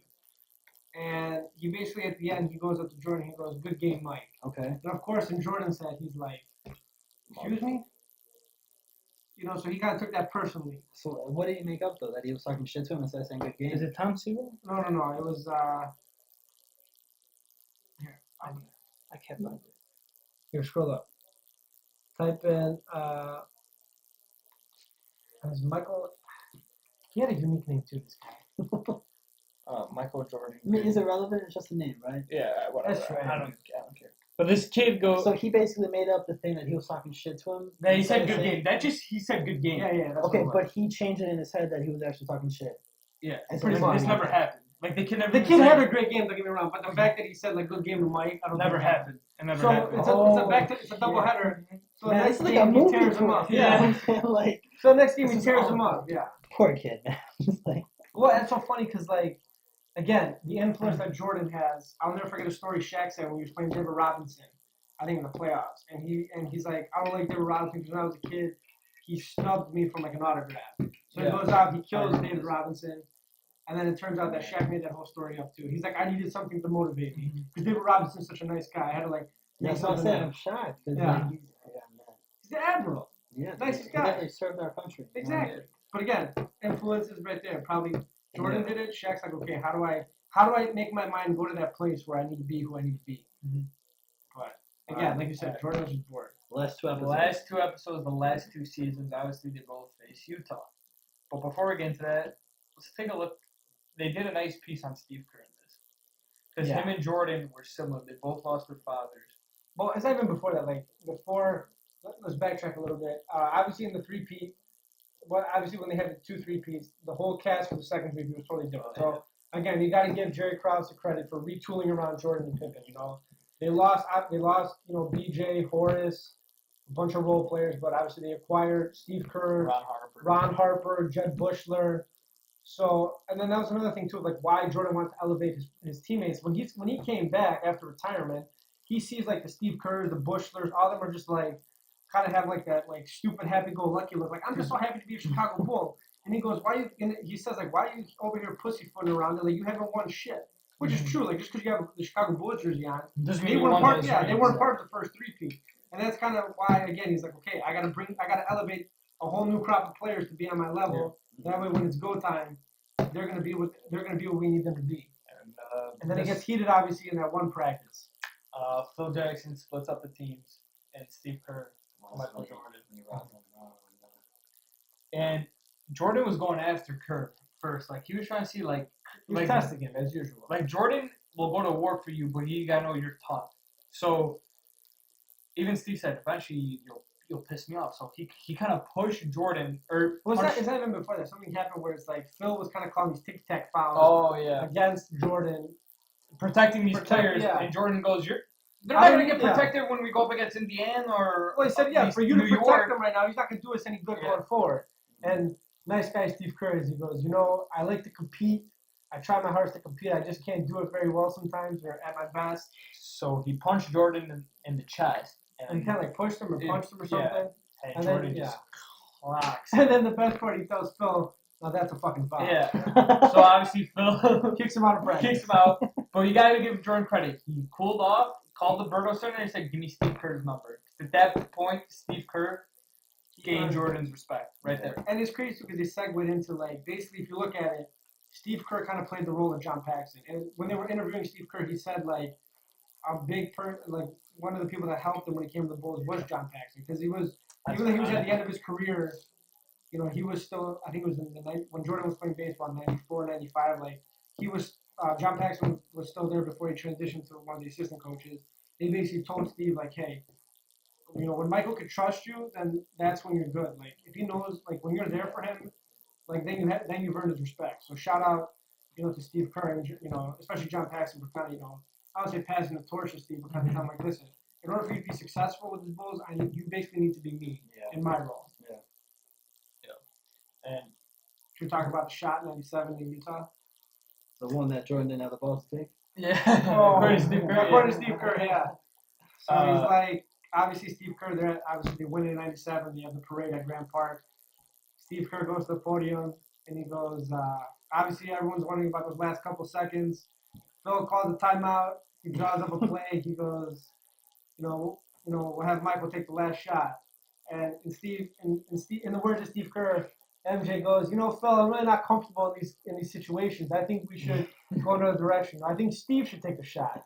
And Steve's like, well, it looks like I got to bail out Michael again. And the best part is, like, as he's telling the story, the camera cuts to Jordan, Pippen, and Phil behind them. They're laughing their asses off. Like, you mother. But let's actually break down what actually happened, even though Kerr got moment. So obviously they call the timeout. They know Jordan knows what the play is going to come. John Stockton, who was guarding Steve Kerr, was going to come off and double. So you see, obviously, Steve's like, listen, we know the double's coming. When he literally says, when he comes off, I'll be ready. Mm-hmm. And the best part is Michael, I think, just holding the gator, looking at him like, Steve, what the hell are you talking about? But obviously he gained that respect. And the maturity and the growth of Jordan's like, I gotta trust my teammates because obviously early in his career it was all me. But that was a different system with Doug. Especially with Doug Collins. Yeah, everything was run through him. And when Phil came in, he made a team game. Well, you have to be in a triangle, right? Yeah. Well, that's the thing because there's so many moving parts that the ball has to touch. Everyone touches the ball. And Jordan wasn't a fan. He even said he's like, I wasn't a fan of Phil Jackson at first because he was so used to everything run through him. Yeah.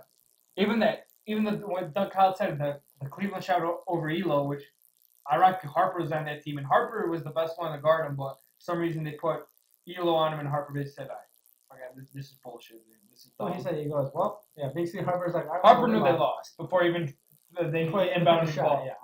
Well, even Jordan said, he goes, in that series, the person that guarded him the best was Ron Harper. So. But then Elo goes, I got him, and then you get the shot. But the funny part was, no one had Jordan winning in that series. All the writers, like Sam Smith and a few others, like, Cleveland in 3, Cleveland in 4. Because it was like, wasn't it first to 3? I think that was best of 5. Best of 5.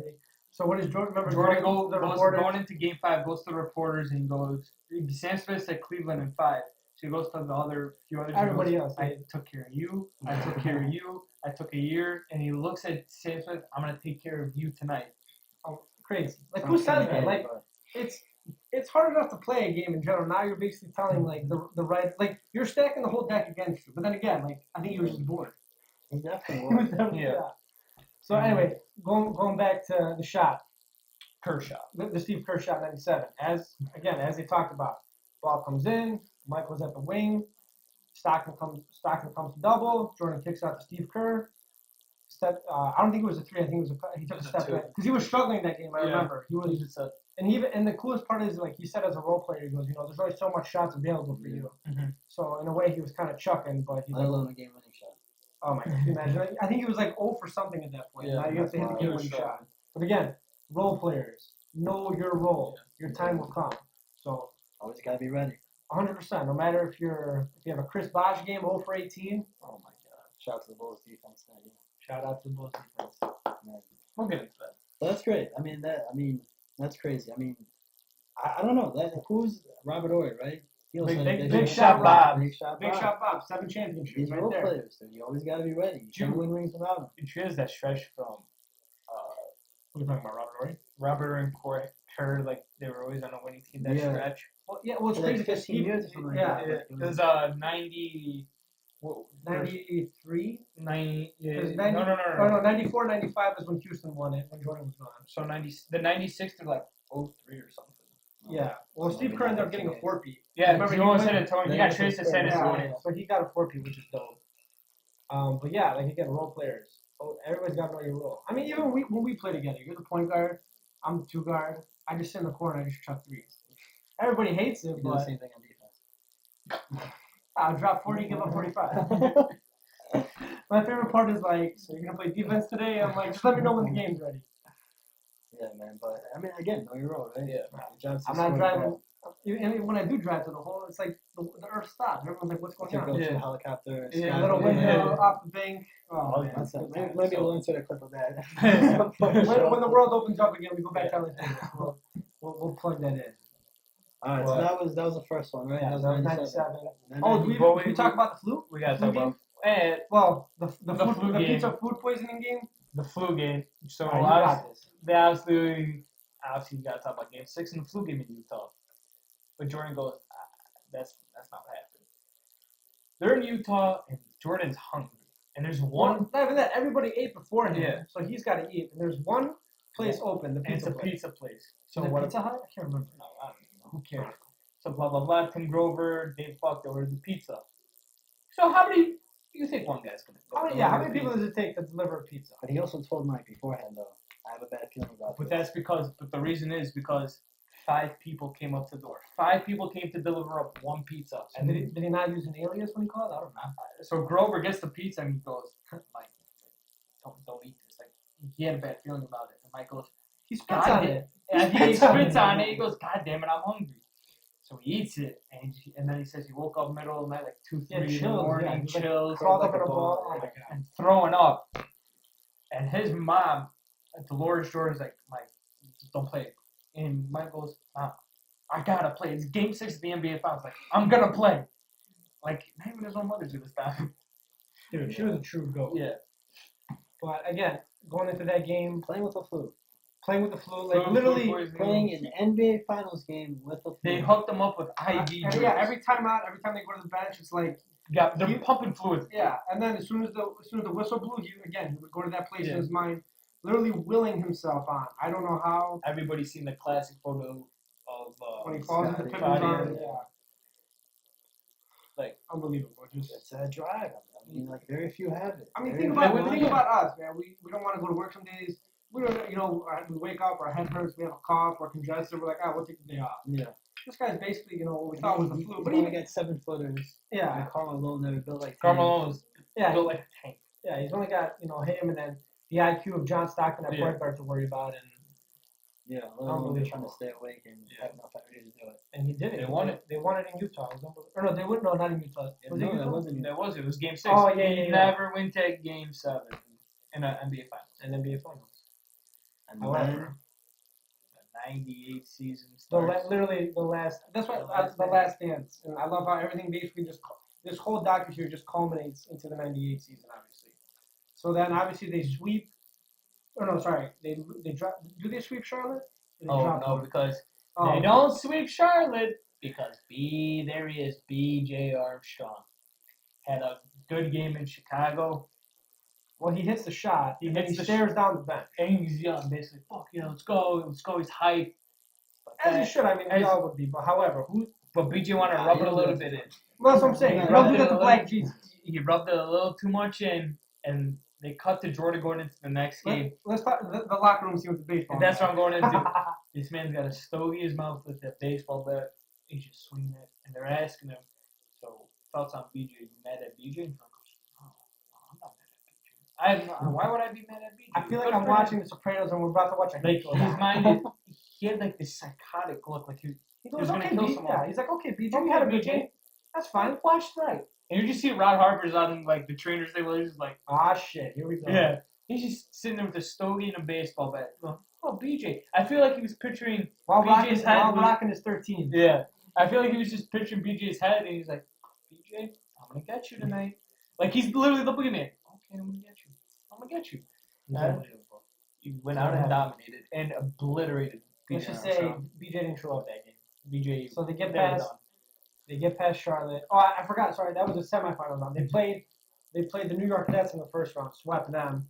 Then they played B.J. Armstrong and the Charlotte Hornets in the semifinals. Then they got to the Pacers. And this was a series for the ages. Well, exactly. What did Reggie Miller say going into this? He goes, "I'm looking to retire Michael Jordan." he goes, you had the whole like, or Michael Jordan, and just like the season, they coming to an end and all this, and they had a squad. They had Flying Dutchman, Rick Smith's name. They had Hall of Famer Reggie Miller, Jalen Rose, Mark Jackson, That was well, the Davis brothers. They had a squad. Well, even he said, like Reggie said, like I believe we were the better team Yeah. overall. They were physical, athletic. Like That was They the had tough. everything. Even Jordan said that was their toughest series. outside of Detroit, that was the toughest team to play. Yeah, and that was I think the only one that went to. That was was a the seven-game only series. 7-game series. Yeah, 7-game playoff series. Yeah. And Let's but- talk about a couple of those. They go up. Obviously They go up 2-0. 2-0, but then they go to Indiana and Reggie Miller, and then game 3 just Reggie Miller like The little push off. No, in his eyes, it wasn't. It was It was just a brush lie. off. It was a lie. I was gonna let the refs call it. You know. I was Yeah, gonna he put said the- I'm gonna. He said I'm gonna. They had to play, and Larry Bird was coaching the Indiana Pacers. Let's remember this. Larry Bird was coaching the Indiana Pacers, and he said they had to play. your situational plays. They always had situational plays. Yeah. And everybody knew the ball was going to Reggie. Yeah, even Jalen Rose said when there's one shot, everybody can make other shots, but one shot that team, it's Reggie Miller. And he had Ron Harper, and he knew it was going to be a pick with Jordan, and they're going to switch. And he said, I'm going to let the refs decide this game. So he comes up. Jordan doesn't switch though, right? Yeah, he does. Jordan does switch. I thought he said. Remember they cut to the when they cut to the timeout. He goes, "I'm not switching." Or is that different? He switched. Okay. Because never he mind. lit. Yeah, my bad. How You're right. and Yeah, I switch. Okay, so all right, He's- so they run the play. And they switch, and Reggie goes, well, I'm going to make it. And in his eyes, lightly pushed off Jordan, which he Talk about where Reggie starts off. He basically Starts bottom at the block. baseline at the block, or starts at the block. there's a down screen now. He comes Basically off, comes up pushes off, comes out at at an the top of the angle, key. He pushes off. Yeah, grabs the ball. comes up on an angle, catches, shoot, and everybody's excited. Reggie's doing his little Reggie Miller dance. You know, he's feeling himself. And they cut the camera to Larry Bird. Larry Bird just looks up and goes, Too much time on the clock. too much time. They still got Michael Jordan. Michael catches it, double clutches, and Reggie was over the basket, saying millimeter from going in and going. He's down like, 3-0. he's underneath. He goes, his shot's going in. He just rims out. It rims out.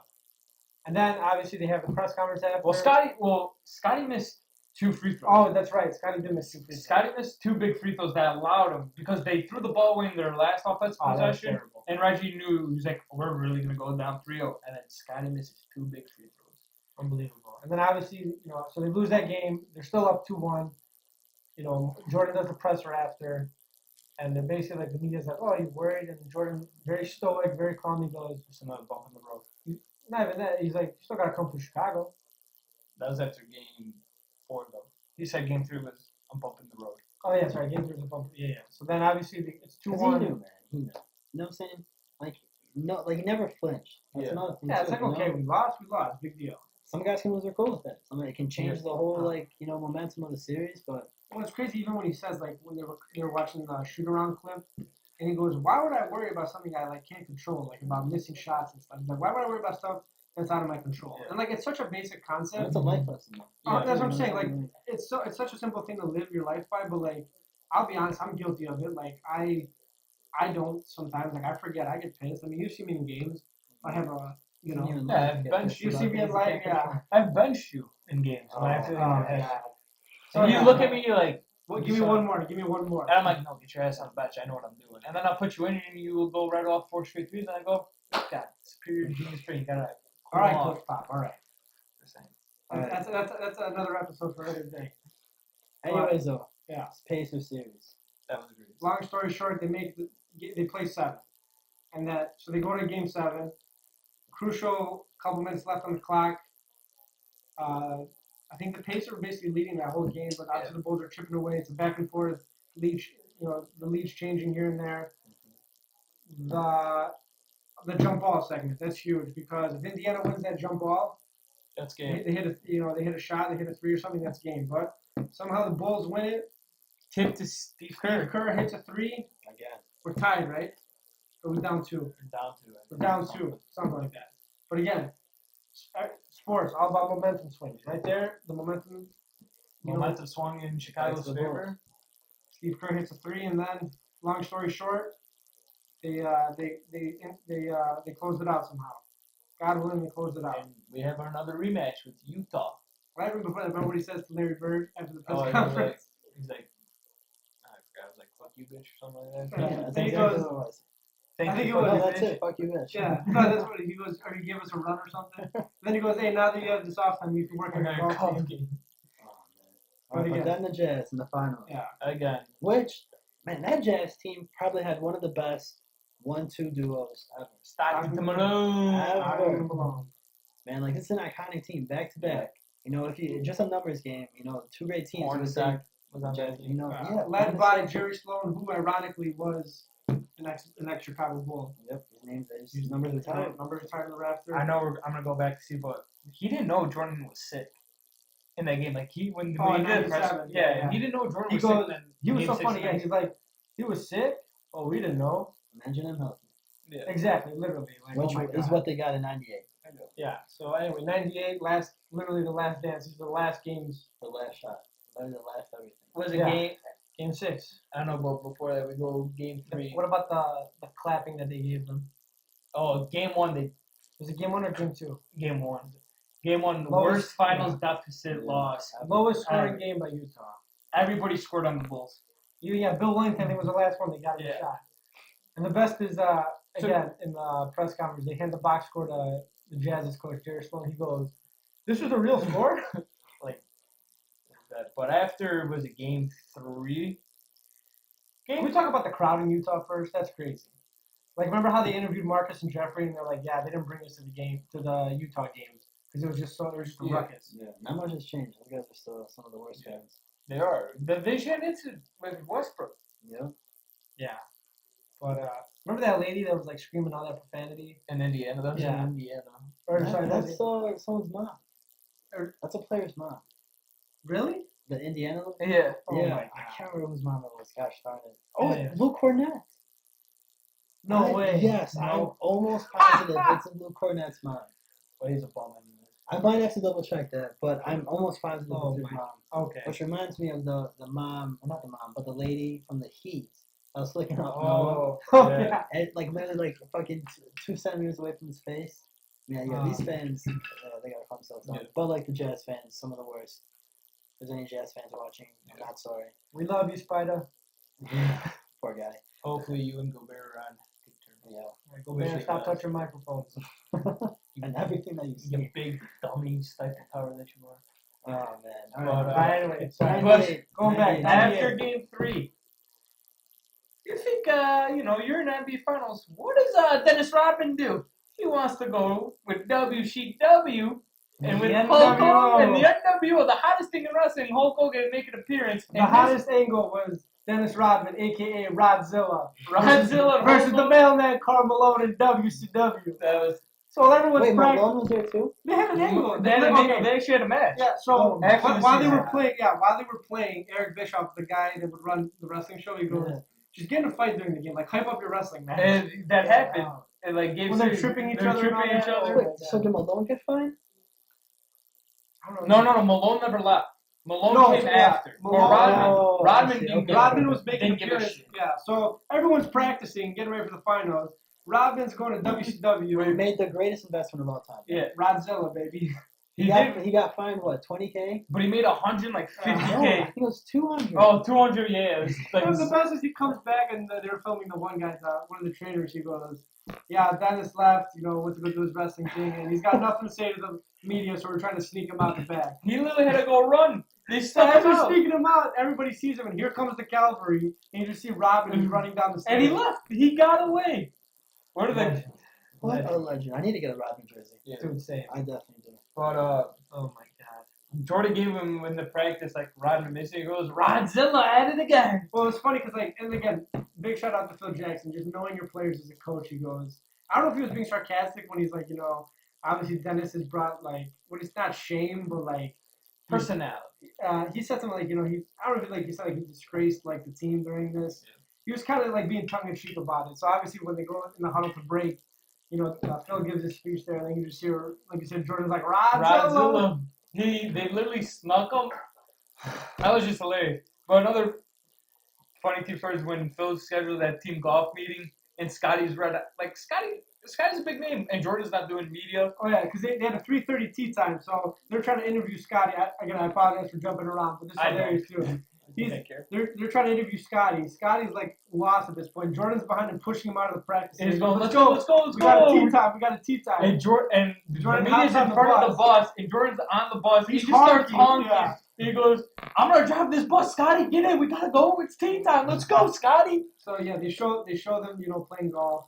Obviously, Jordan's having a rough day. He's like, I cannot read the green today. Yeah. And again, another iconic moment where he's smoking a cigar and he goes, "See, that's good by Phil. He gave us an off day today.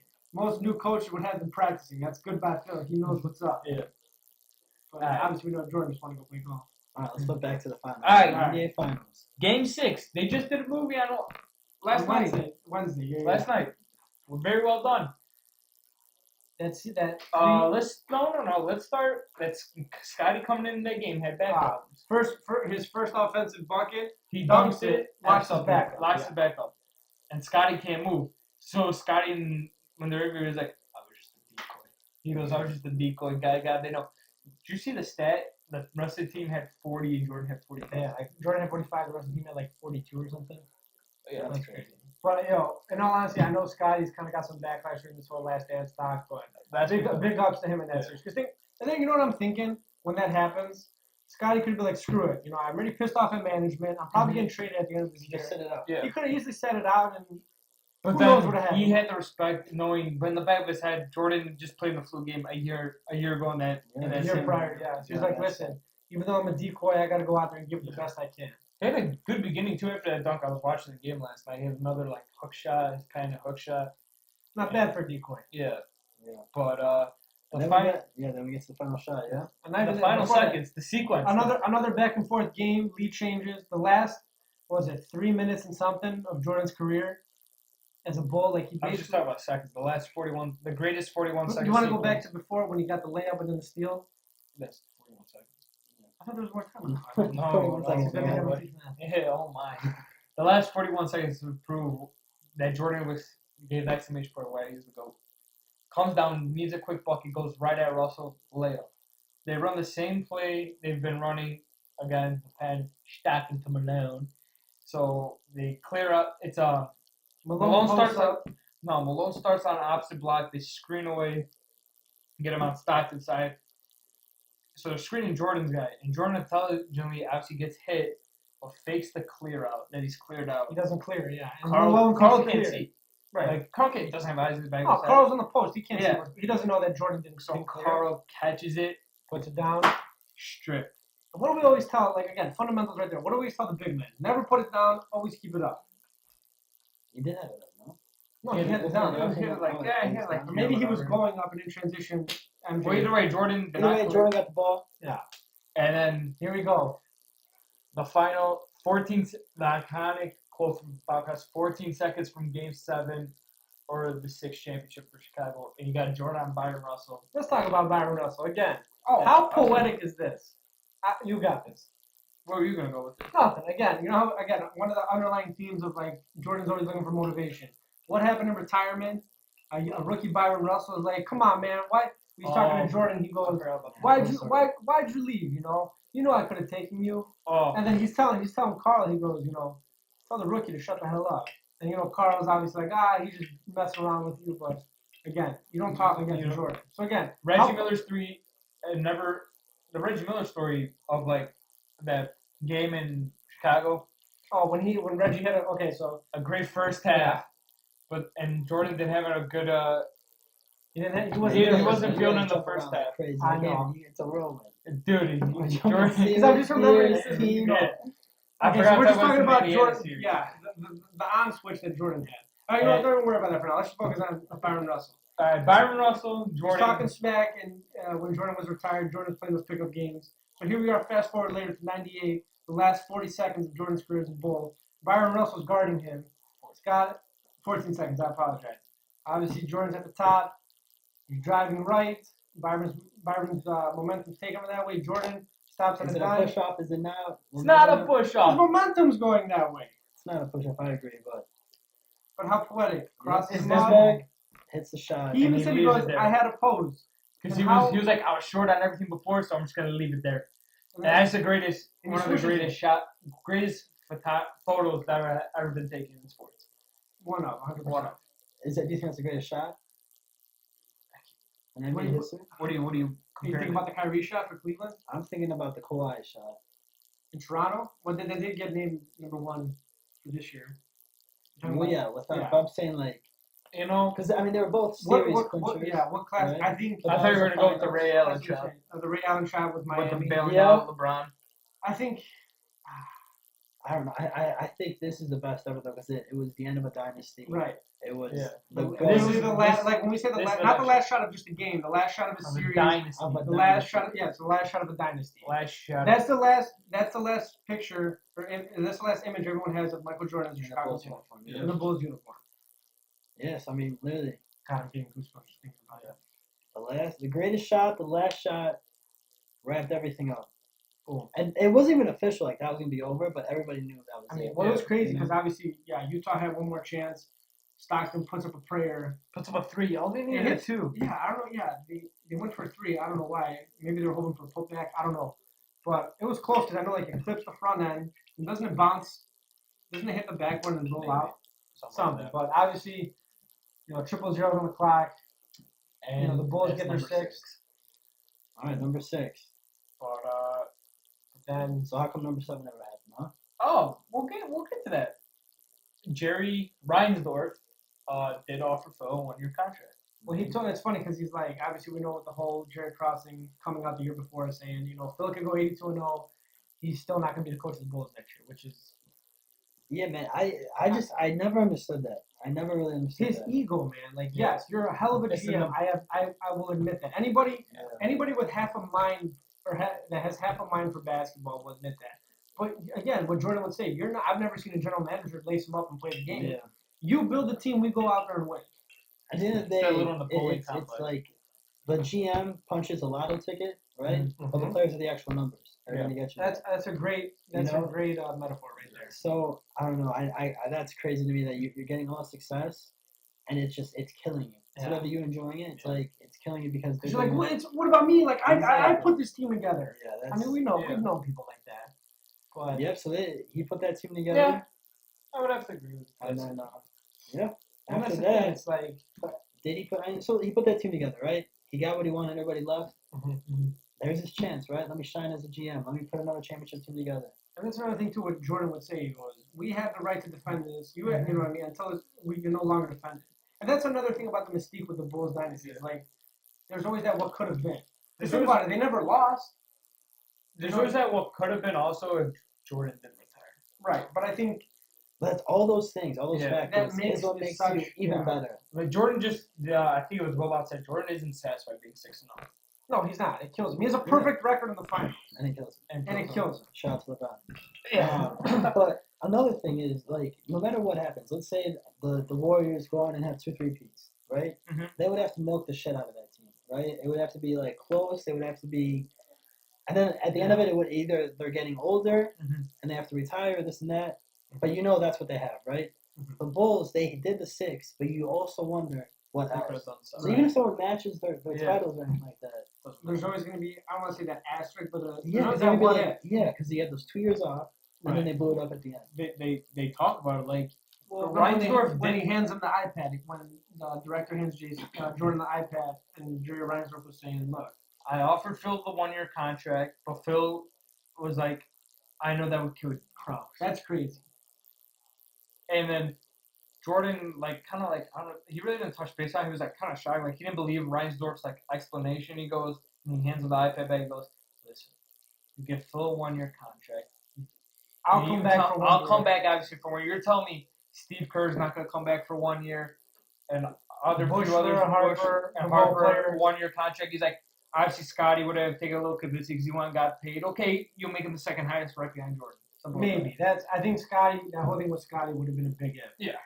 Because I think what Krause and Reinsdorf were thinking was like these role players like Kerr, Bushler, all those guys. They obviously were gonna get paid more than what they were essentially worth at the time because of their 3-peat. Yeah. So as a player, That was that's a Reinsdorf's no-brainer. Like you're not gonna cash in on that. Yeah.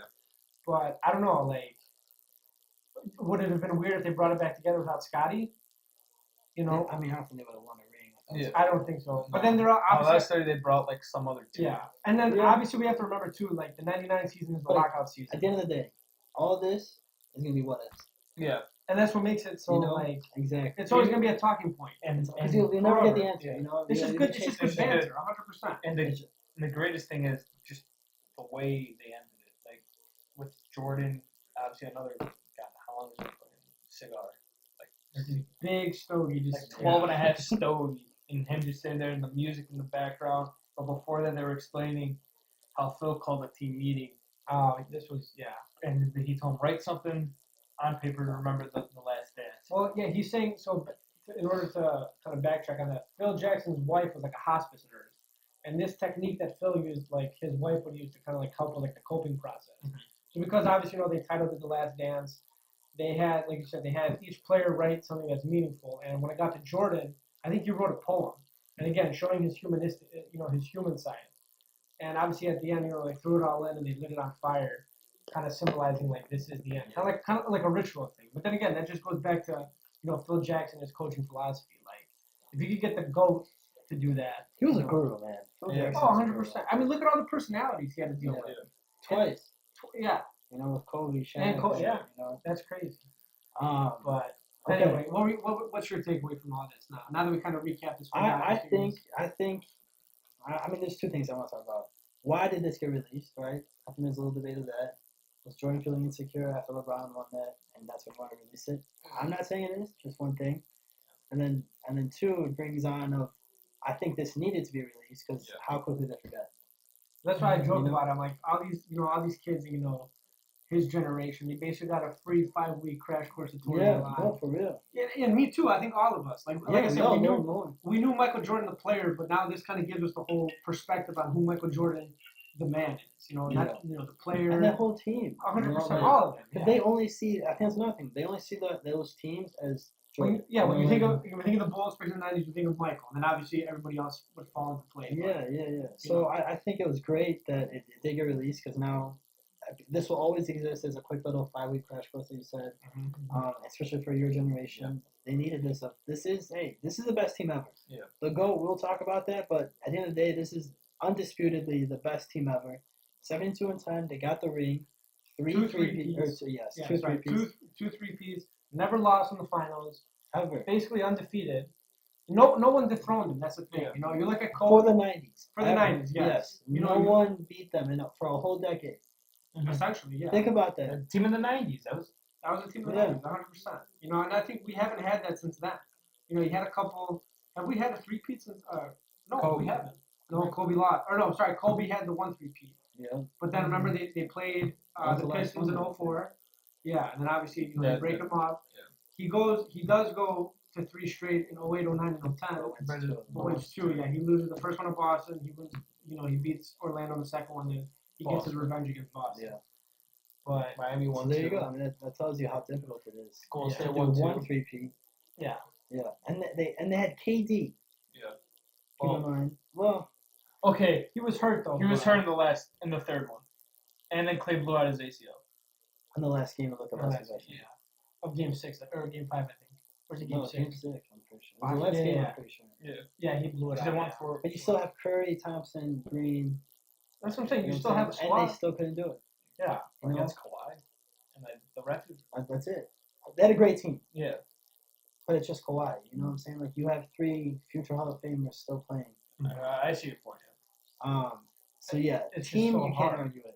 And all the crap that he had to deal with. Like, the personal, like him being personally, Jordan being personally attacked by the media, just being physically and mentally emotional, the crap with Rodman and, Pippen's contract situation. It wasn't crap with Rodman. That was his legacy. That was Rodman. You're right. What is the greatest quote he said? The greatness of Dennis Rodman. I know, but the greatest quote Rodman gave out, he goes, all I want to do was play basketball, go party, and fuck all the girls. That's probably the greatest quote of the whole document. Oh, man. Right up there with Jordan. If you don't want to play that way, don't play that way. Yeah. And that applies to real life also. Yeah. So, Jordan's quote. Best team ever, I think everybody can agree with that, especially now. Team of the 90s. Why did it get released, though? I wonder this. know, Why now? Why now? Then, earlier. Because I think again, Jordan knew there was going to be just the whole new wave. Yeah. And he'll know his career is always So he going to did be do a it because question. of LeBron. I don't know if it's specifically the LeBron Listen, 2016 ring. I think this might be a hot take here. Jordan, one of the greatest competitors, right? Mm-hmm. also I think he's one of the most insecure people because he constantly had to Find something. find something. I mean, look at the Bridges. But is that him being insecure or him being bored I think and it's trying to I motivate think himself? I think it's a gift and a curse. Yeah. Because why is he always comparing himself to other things? Why Oh, can't Larry Bird. I took that personally. You know, I had to go after Larry Bird. I scored the was it 63? Yeah. Something But like it's that. He went up, yeah. Now that you bring that up, so who is Michael Jordan? Is he just this insecure person that he's got? No, he's not just an insecure person, but I think he is an insecure person. I don't think So he has that's- insecurity. We all have Yeah. insecurity. Yeah, but I think he has major insecurities, and he has the determination paired with that to make his insecurities his strength. This psycho bred and Kind of, you know, like because he constantly compared himself. You know, if you're so insecure of yourself, you only focus on yourself, So the thing at hand. what does that make Kobe then? Yeah, well, Kobe, the thing is, compared himself to Jordan. He modeled himself after Jordan. I don't think he compared himself to Jordan. But then after that, it was just, hey, I'm gonna keep putting the best me out that I can. I don't think he ever compared himself to LeBron or anybody like that. No, well, he did take that the Paul Pierce news article and he kept it in his pocket. That But was that's That's motivation. motivation, though. That's but not. that's something Jordan would have done too. Like, I don't know. you know, again, but that You know what I'm saying? going back to Because the point, like Clyde he's Drexler, modeling. yeah, he constantly looked at other things and like he compared himself. He's like, I took that person. They're comparing me to him personally. Like, Yeah. I don't know. And then the Jordan thing, I think it was the same thing again. Mhm. Oh wow, they're calling this the greatest finals, whatever, and this and that, and the Release greatest the team. tapes. Yeah. Yeah. It's like, all right, roll it. But I think even with Magic Johnson, Is that said- insecurity or is that just him knowing, or like him not being able to like show my generation and play like? Yeah, but sure why would he I'm care what your generation thinks? Yeah. He's not losing money, you know. The jump man. It's, He's making it's an shit ego ton thing. of That's what I'm Maybe it's an saying. ego thing. Maybe. Yeah, but that's insecurities of his ego. Like again, like with like there's competition, but it's like where do you draw the line?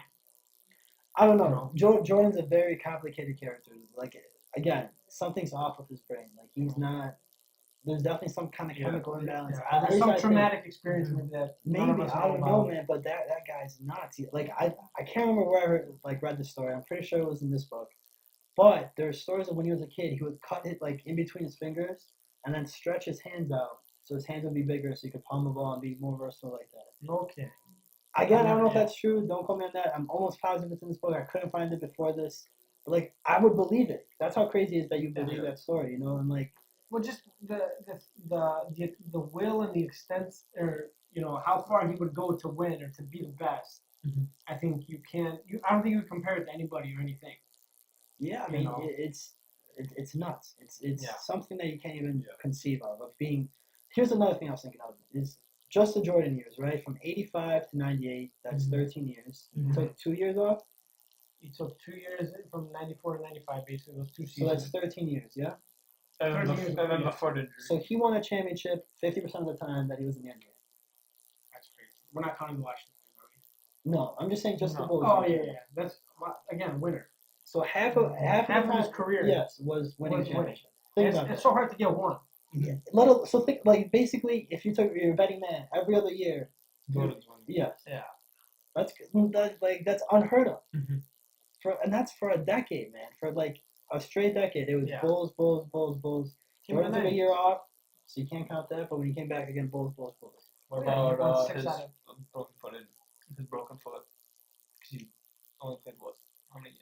Well, that's what I'm saying. Like, But he did come back in the playoffs. So. but again, mentality-wise, Yeah.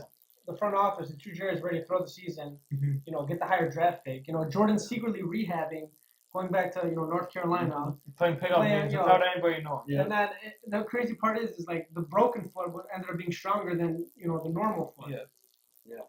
No, like you said, Yeah. he honestly did whatever he wanted to. Yeah. Like that's Yeah. again, I don't think anybody would have the power to do that. Nowadays, don't. I don't think so. I mean, like he was I feel like like they don't have the the full mentality like that. That's the thing. because you gotta have the swag with it too. Yeah. Right. I yeah. think LeBron's got the power of it, but I don't think he's got the swag to do it. He uses his platform differently. Yeah, And well, that's fine. Shout That's out to fine, him. yeah. You know, and he's done like speaking of LeBron, like again, he's used his platform differently. He's opened up the I Promise schools. He's been Yeah. more of a Yeah, he's great, and that's I respect him for sure on that. yeah. As a We're ball talking player. strictly ball player. Let's do this conversation. Let's do it. Yeah, Let's 'cause do the we're goat beating conversation. up. Yeah. Let's do it. What did Magic Johnson say when comparing both of them? He said Okay. You go. You got it. he said LeBron's the best overall basketball player, Mhm. but that Jordan's a GOAT. So now I'm thinking, how can that be? But when you kind of dissect that, what kind of how do you Well, process? first that? of all, how many Defensive Player of the Years has LeBron won? Has he won any? He has not won any. Okay, 0. So How many has Jordan won? he's won 2. 2, 2, maybe 3. Should we look it up? So 2 or 1. Okay, so he has won Defensive Player of the Years, right? So if we're talking about overall, there's two sides of the game. There's offense and there's defense. Right, two-way player. Is LeBron a better passer? For sure. Yeah. LeBron's one of the best But that's passers not of all Jordan's time. game. He didn't want to dish. It's also a triangle offense. Yeah. You know what I'm saying? You're not going to be doing pick and rolls and as much Mhm. as you would in LeBron's system. Yeah. You know? LeBron needed shooters. But even outside of LeBron, we're skipping a man that I think is better than LeBron that always gets overlooked for some reason. Number 33. What? Oh, Kobe. Number 24, number 8. Oh, we got 2 choices. You got both wrong. But I was testing you. I got you. Listen, Yes. when I'm glad we're talking about basketball players, right? Mhm. We're talking about who's a better basketball player. Mhm. If LeBron had Kobe's body, His game doesn't translate to Kobe's body. okay, so he wouldn't be as good, right? Correct. So that, I think LeBron's the best athlete, maybe. Like if you were to Yeah, build an athlete athlete, from the Yeah, because he's built like a tank, moves like, Yeah. God knows what. yeah, he's a freak of nature. Freak of nature. 100%. But if you take that away, when you just talk about basketball player, He's not that great of a shooter. He's he's not gotten better, but he's not yeah, a great shooter. his free throw shooting alone. He's a great point guard.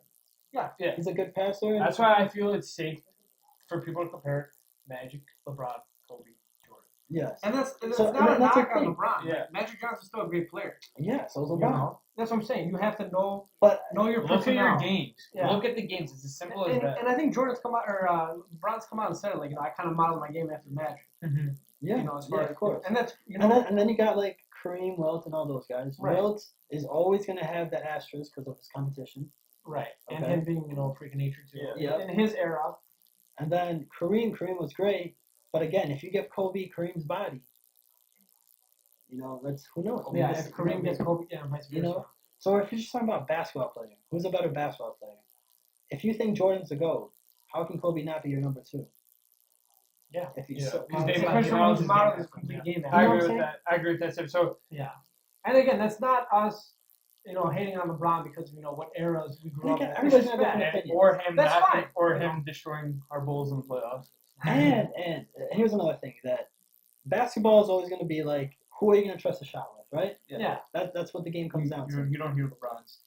LeBron had that one big shot against Orlando, right? That sent him to the finals, beat them. And then like 08, yeah. Yeah, First time with Cleveland. Great. Outside of that, Who else would take Play, the shot on that team? Sasha Popovich? Too busy bear hugging him after the shot.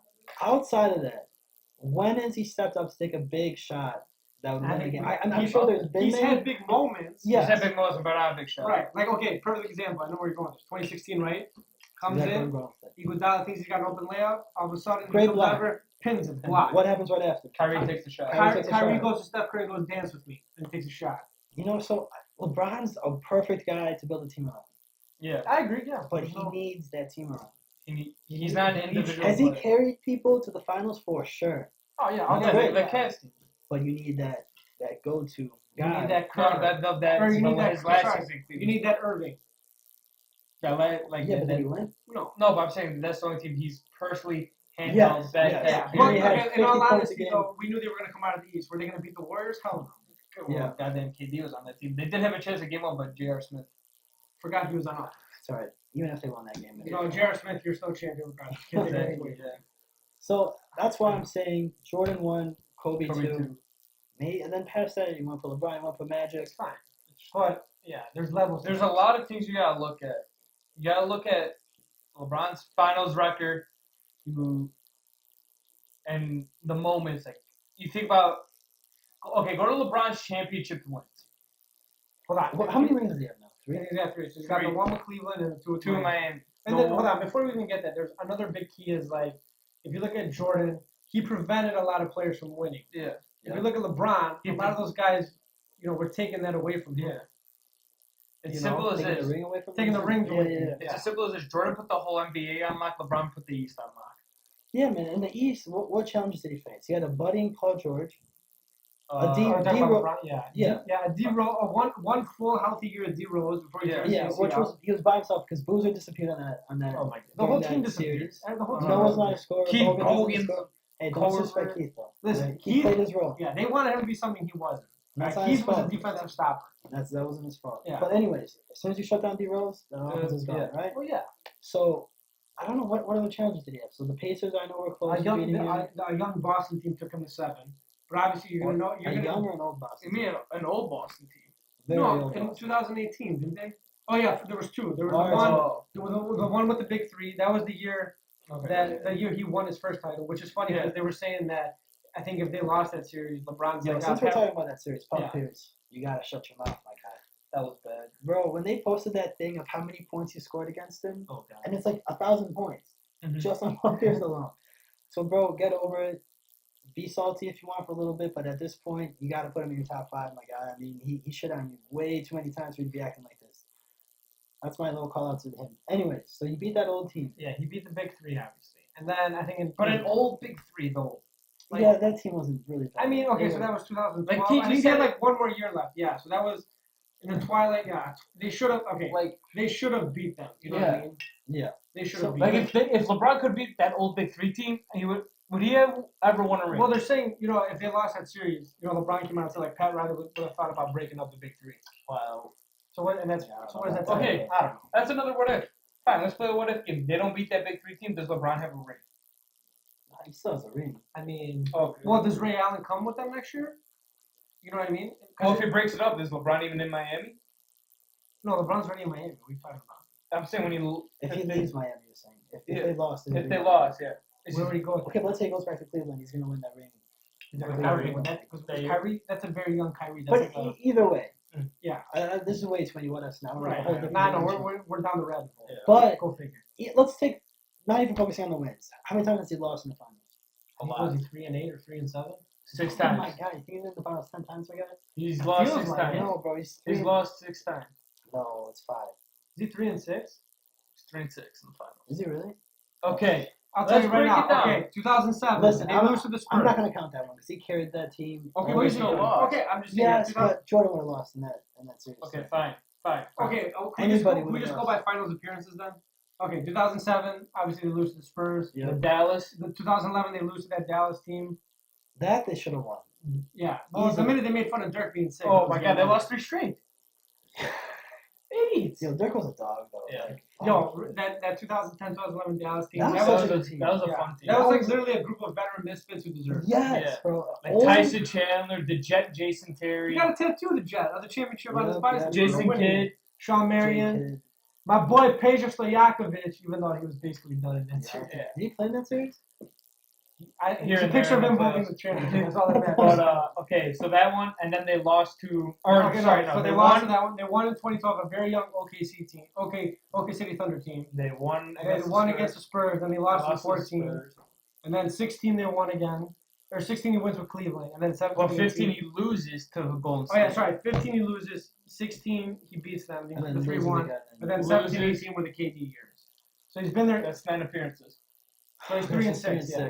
3 and 6 are okay. If you want to cut the other one out, he's 3 and 5. Okay, but I'm gonna say the Dallas series and the second Spurs series They should have lost. probably should have won. They won the second Spurs. Oh, No, they oh, lost. they got destroyed. Well, again, because the Spurs. Kawhi were put him on embarrassed. Clint. Yeah, but that was also before Kawhi was a real, Was like, he was a Kawhi, great defensive Yeah. player, but he wasn't Kawhi enough. He was a young No, guy trying I'm to come saying- up. Shut him down. But that Exactly. that passing though that they had, that's what killed them too. The Spurs in the second. Yeah. Either way though, Yeah. probably if you had that Bulls team, Talent. Oh yeah. or even if you had Jordan instead of LeBron, That wouldn't have happened. I don't Yeah, think and so. again, they're gonna think that we're being biased, but it's just fact. Jordan Yeah. would have found something. Popovich would have pissed him off not talking to him at dinner or something. He would have been pissed off that he's losing to a LeBron French guard. doesn't and have that killer. He doesn't have that clear instinct. So let's talk about someone who does. Kobe, right? Yeah, they. So Kobe had Shaq for the first three-peat. Mm-hmm. Now he's gonna do this. Arguably, if you're gonna talk about like actual teams, that Lakers team that lost once in the final in the whole playoffs, Mm-hmm. I think that's probably the second best team. Yeah. That was it 2000 Lakers, 2001 Lakers. Whatever one. It was one of them. I can't remember. 2000, what year it was. 2002. Yeah, I agree. That's probably the second best team ever, in my opinion. Mhm. Then they have that fallout. They lose to the Pistons. Which basically essentially is the last nail in the coffin that breaks up. Yeah. Kobe and Shaq. Shaq.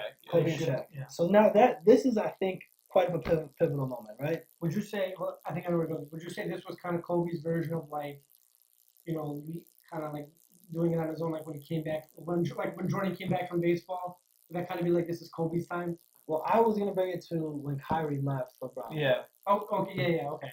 Right. So Kyrie leaves LeBron. LeBron was 1 year. He's out. Kobe sticks it out. Mm-hmm. Right. He's got a lot of trash teams. He's balling out. He switches to 24-2. That's when the Black Mamba was born. Mm-hmm. Almost got traded to Chicago. Almost, man. They were looking at houses in Lake Forest. And of course, yes, he wanted to be traded. He wanted Right? to be. Yeah, Right. He was frustrated. He was frustrated. He didn't want to rebuild. He was in the prime of his But career. it didn't happen at the end of the story. Yeah, At the that's end all of that the day. matters. Yeah. So what happened? So then they got Pau Gasol. He got traded for his brother, Michael. which I thought was the biggest robbery ever, but it kind of panned out for the Grizzlies in the long run. Mm-hmm. The Grizzlies are Toronto. Well, Well, the personally, Grizzlies, yeah, they got a good player. That was like That's Mark's true, prime, So, that's true. Yeah. and then he wins 2 more, Mm-hmm. loses that one. So he was what, 5-2? So he, yeah, 'cause Right? he lost the To the one, Pistons, the and Pistons. then- Yeah, so he went to 7, 1, 5, lost 2. Yeah. Yeah, it's 7-2. So, and that's almost flip flop from LeBron, right? It was 3. Yeah, 3. Yeah. 3 So that's kind of crazy to think about too. So again, another point of why I think Kobe would be better than LeBron. And just his mentality. I mean, like we talk about He now. had that killer instinct. He had Mamba mentality. Yeah. And look what he did. Before obviously he tragically passed away, he set up the Mamba Academy. He would have NBA players come in and learn. Obviously, he had that AAU team with Gigi, the Mambas. Yeah. And I think Yeah. I think what the crazy part is like what could have been if he didn't die for the WNBA.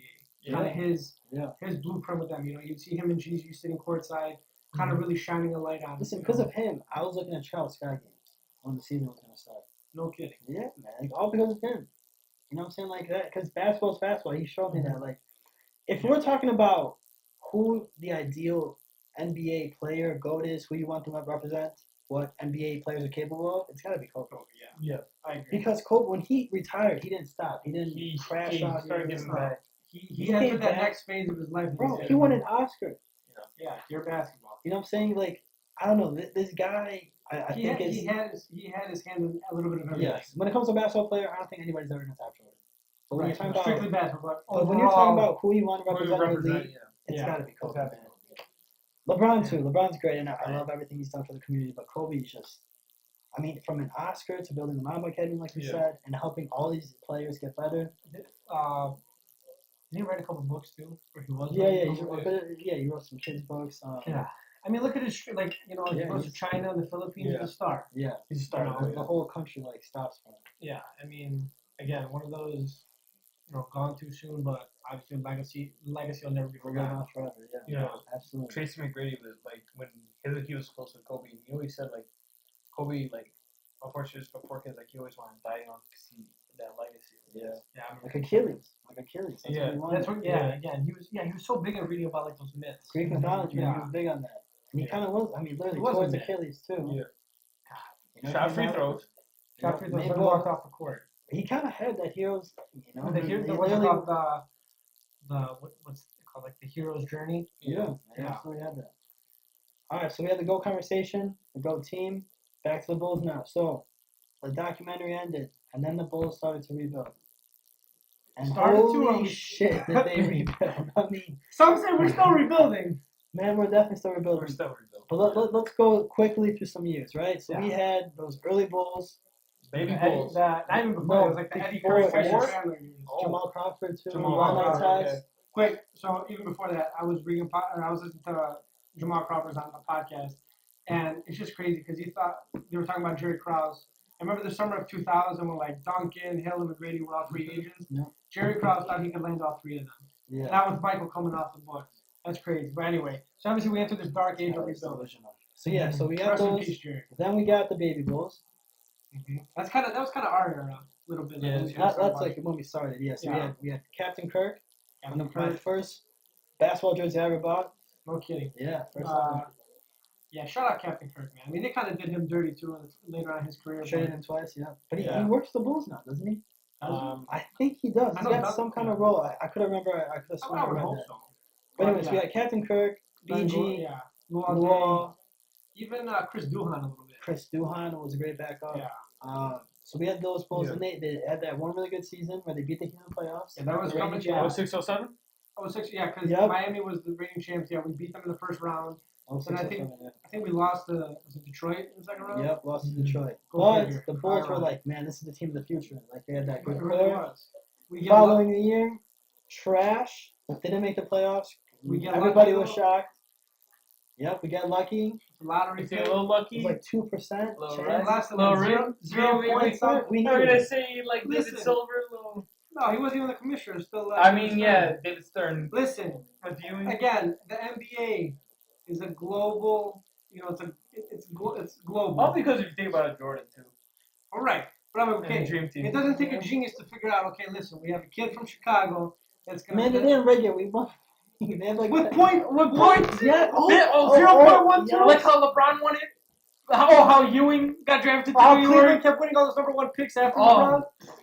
That's anyway. Okay. Either way, That's So how plus this we is a got whole the first conspiracy pick. theory. Whatever. we got the first We pick. got the first pick. We draft the kid from Chicago, Derrick Rose. Yep. So then, rookie of the year, youngest MVP. Right, even before that, Oh, that summer 2010, 2010, 2015. what almost could have been with Oh, LeBron and man. Wade. I'm just gonna go on my PSA. Oh boy, Okay. I gotta apologize to the network already. Make sure you don't tag me on this. I don't want my employers looking at these videos. We were so close to having LeBron and D Wade. Oh no. This is gonna be good. But that extinct dinosaur up in Toronto just had to become a free agent. And there was only one team that could get all three of them together. And it was goddamn Pat Riley and his Miami Heat. And we could have had something with LeBron, Rose, and Wade. But that goddamn dinosaur just had to enter free agency. Man, you should stay with the Raptors. He literally looked like a Raptor. He could have been the He's mascot. He's a dinosaur. His long ass neck, and then the first game of the season when he first said he goes 0 for 18, dog No, shit. that was in the 2011 in the Eastern Conference Finals. Yeah. He's still dog shit. Carlos so- Boozer actually outplayed him. I never thought I'd say that in my life. Yeah, so you So- know that was our consolation that so we offseason. Yo, shout out first of all to Darren Williams. Darren Williams made Boozer so much fucking money that he's 100%. got to get a portion of that. Okay. That was like Stockton to Malone 2.0. Yeah, Yeah. but it was stocked into, hey, I'm gonna make you Malone, kind of. Right. It Yeah. was. It Basically, was. it's People talk forget to how good 13-year-old D-Will girls. was, man. Oh, D-Will was 100%. like, I think his downfall was obviously when he kind of ran Jerry Sloan out of town, got traded to Brooklyn, and then I think injuries piled up. I mean, Injuries for- piled up. at one point the debate was who's the better point Him guard, and CP3. CP3. Yeah. and he could have easily made the case that it was D-Will. Right. But you know, So anyways, that's neither here or there. so we get Boozer. That was our We consolation. also- That was our consolation. Well, we actually went after Amari, if you guys remember. Yeah. I We remember. went yeah, after yeah. Amari. Listen, He shout out to signed with New Amari. York. They gave him too much money. Thank God. For that first year, though, Oh, maybe yeah. we would have won it. Yeah. Yeah, Because he maybe. was a beast on the Knicks Yeah. that first year, and he carried them to the playoffs. Yeah, and then injuries happened. And then Yeah. he just really plummeted. Yeah. Also, But that's the thing. That's the beauty about sports. You never know. Yeah. Okay. And we also tried to get Joe Johnson that offseason. ISO Joe. Shout out ISO Joe. But He won a big three. Ice Cube's big three. but the Hawks gave him that huge contract Yeah. that was like crazy at that time. Now it would have been like an average deal. Yeah. Now it's So we nowadays, struck out on everybody and ended up with Carlos fucking Boozer. AKA, give me that shit. L1 Joe, grab that shit. That was where his highlights of the Bulls. Yeah. But anyway, so then D Rose's rookie year, right? 2008. And then his MVP year was that first year with Boozer. Yeah, Yeah. 2010. 62 and 20. Thibodeau, coach of the year. Typical coach of the year. Honestly, That though, was- listen, shout out Tom Thibodeau. Literally took a bunch of misfits Yep. besides D Rose and brought him up to the potential. Taj. Taj Gibson, And sixth man. Joakim Noah, defensive player of the year. That team, man, Oh my I'm god. going to say it, was my favorite Bulls team ever. 2010, 2011. Omir Ashik. Yeah, oh, man. Ashik and Every time I think about a Chic, man, I I think about the fucking CJ CJ. Watson. CJ, yeah. What are you doing? Anyways, let's just focus on those, Can we skip that that one playoff good year year. though? I don't want to talk Yeah, about that year. that was like a deep depression. You know, let's Alright, let's talk about it. let's- All right, let's we get know what over it. happens. Yes, we go to the Heat, right? Wait, are we talking We're about? still on 2010. Yeah, 2010, 2011. Obviously, we're on a crash course with Miami in the conference finals. Yep. We win take the game first one, game by yeah. like 20. Taj dunks on D-Wade, or D-Wade. I actually have that picture Puts his autographed and balls in his signed. face.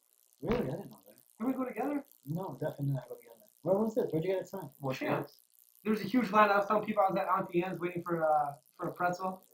You saw the people coming like. I went to, so remember that was my senior year in high school when I had the quad injury. So because I was handicapped, they let me cut the line. The man that never fucking moves around and injured his fucking quad. That was a serious quad injury. I was serious. Yeah. I was literally on the table. I was rehabbing, watching D-Rose rehab on the monitor with me. It's like we were together. Oh my god. But you Yeah, were yeah, more. it was Ty Gibbs we'll and get- Jimmy Butler. I got their autographs that year. Oh, that's pretty dope. Yeah. At that chance is where I got Paul Gasol's autograph. The one at Woodview? Yeah, and it was the day after he had that 50-point game, if you remember, with the I Bulls. totally forgot. Oh, yeah. Yeah. But that was before he pushed down the playoffs. That's a story. We'll get there in a second too. Yeah. All right, so then we lose 4 straight. We get out, whatever. We get fucked. But why Next I year- love that team, man. That team was a brother. Yeah. Oh, 100%. Noah, Rose, He even Luol, Rose talks about it in his book. Luol was like the big brother of everybody. Yeah. You know? Luol was that Kirk. veteran. Yeah. Kirk, Captain Kirk. Man, that team Rip? was. Richard Rip? No, Rip wasn't He on the came, team. he came No. a year after. Yeah. But no, And that he was played a like brother. 2 games. Anyways, yeah, man. That. Do we have Corver? We have Corver, right? Yeah, we did That have was a Keith, freshman, Keith Bogan. Ronnie Keith Brewer. Bogan, Like yeah. that team was such a good group of guys, man. Yeah. And then Tibbs too. Tibbs busted his ass like he would never. Well, that was sleep his watching that film. was his coming out party because he's been in the league for so He long. was the He assistant was with an Boston. assistant. Yeah, he Before won a ring Brewer. with Boston. Yeah. He was an assistant everyone anywhere. We got rid of Del Negro. This was kind of like, honestly, in my Everything eyes, was coming together. right. He was the first coach basically since Phil that kind of no disrespect to Scott Skiles and all that, but this is kind of the first coach that we honestly in my eyes I thought we could take the next step with Yeah. win a championship and end the drought 100%. So then the following year is when the shortened season, the lockout year. shortened season fucked everything up. Can we talk about Christmas Day though when he faced Kobe? Yeah, We bro, beat the them? game winner Oh with my that God. hook. With the floater. Bro, I remember I was sidetracked. I'm gonna make it quick. I was watching with my family, right? Same. My uncle hates the Bulls, hates basketball. He's like, look at these fucking Bulls. They Is he a suck. soccer fan?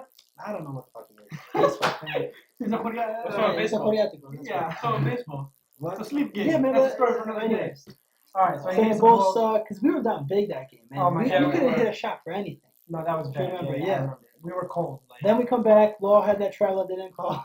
well, then, yeah, Get over the board. we got D-Rose top of the key. Yeah, but hold up before I was like, Okay. man, watch this. He You're was telling me about to about get this? winner. Yes. Okay. Gets the ball. Bam, bam, bam. His little thing goes by Derek Fisher. Paul Gasol. Boom, game winner. That was. Almost. We were up, and then remember the next play down. Kobe gets smothered on defense. Oh, He was yeah. 4 guys. That iconic photo. Noah. I think But again, though, Did that Boozer Luol. play defense on that play? I think. Luol. No, Luol. But again, Luol had that sick mohawk back then when they were all doing it. Oh yeah, I remember that Yeah, too. But yeah, but again, that's- that shows you defense- Kobe's killer instinct too, though. He's like, either I'm gonna make it, I'm Nah. taking it, I'm gonna make it, or I don't. But it's gonna be Yeah. on me. You know, that's why. Me, myself, and I. There we go. There you go. It's just me, myself, and I. So, yeah, but then, So, but D-Rose had a lot of Yeah. injuries that year, right? But he kept Yeah. coming back. It Probably was too soon. He everything, probably really. should have rested. Yeah, he had the toe. I remember. Then like Yep. the finger, like everything, like Everything, and the kid never missed a game before that. That he again another that killer mentality. I pride myself. I'm gonna play all these Yeah. games. Yes, and like literally, Luol was telling him, dude, rest. Don't It's play. okay. You're Like playing you're for not. seven." Yeah. Again, that People big forget brother. about that. People forget about that. How So easy then- they forget. Then he gets injured, and then basically everything kind of plateaus for a long time. Fast forward to He playoffs. misses the whole year, right? I mean, but Nate Robb. Now it's joking. wait. So I. This we'll is talk the year after. This is the year that he yeah. steps So out. obviously, yeah, he tears his ACL. Obviously, I know. I think this is something we've talked about so much, like so many times. Like, yes, I feel like there's 2 timetables. There's the physical timetable of like when you're actually, able to come back and when you recover, and then there's the mental, like Listen, the mental timetable. I tore my ACL almost a year ago to the day. No, Right? sorry. I Couple remember weeks. Mhm. I'm a year now, and I still can't do sprints full speed. I feel it right away.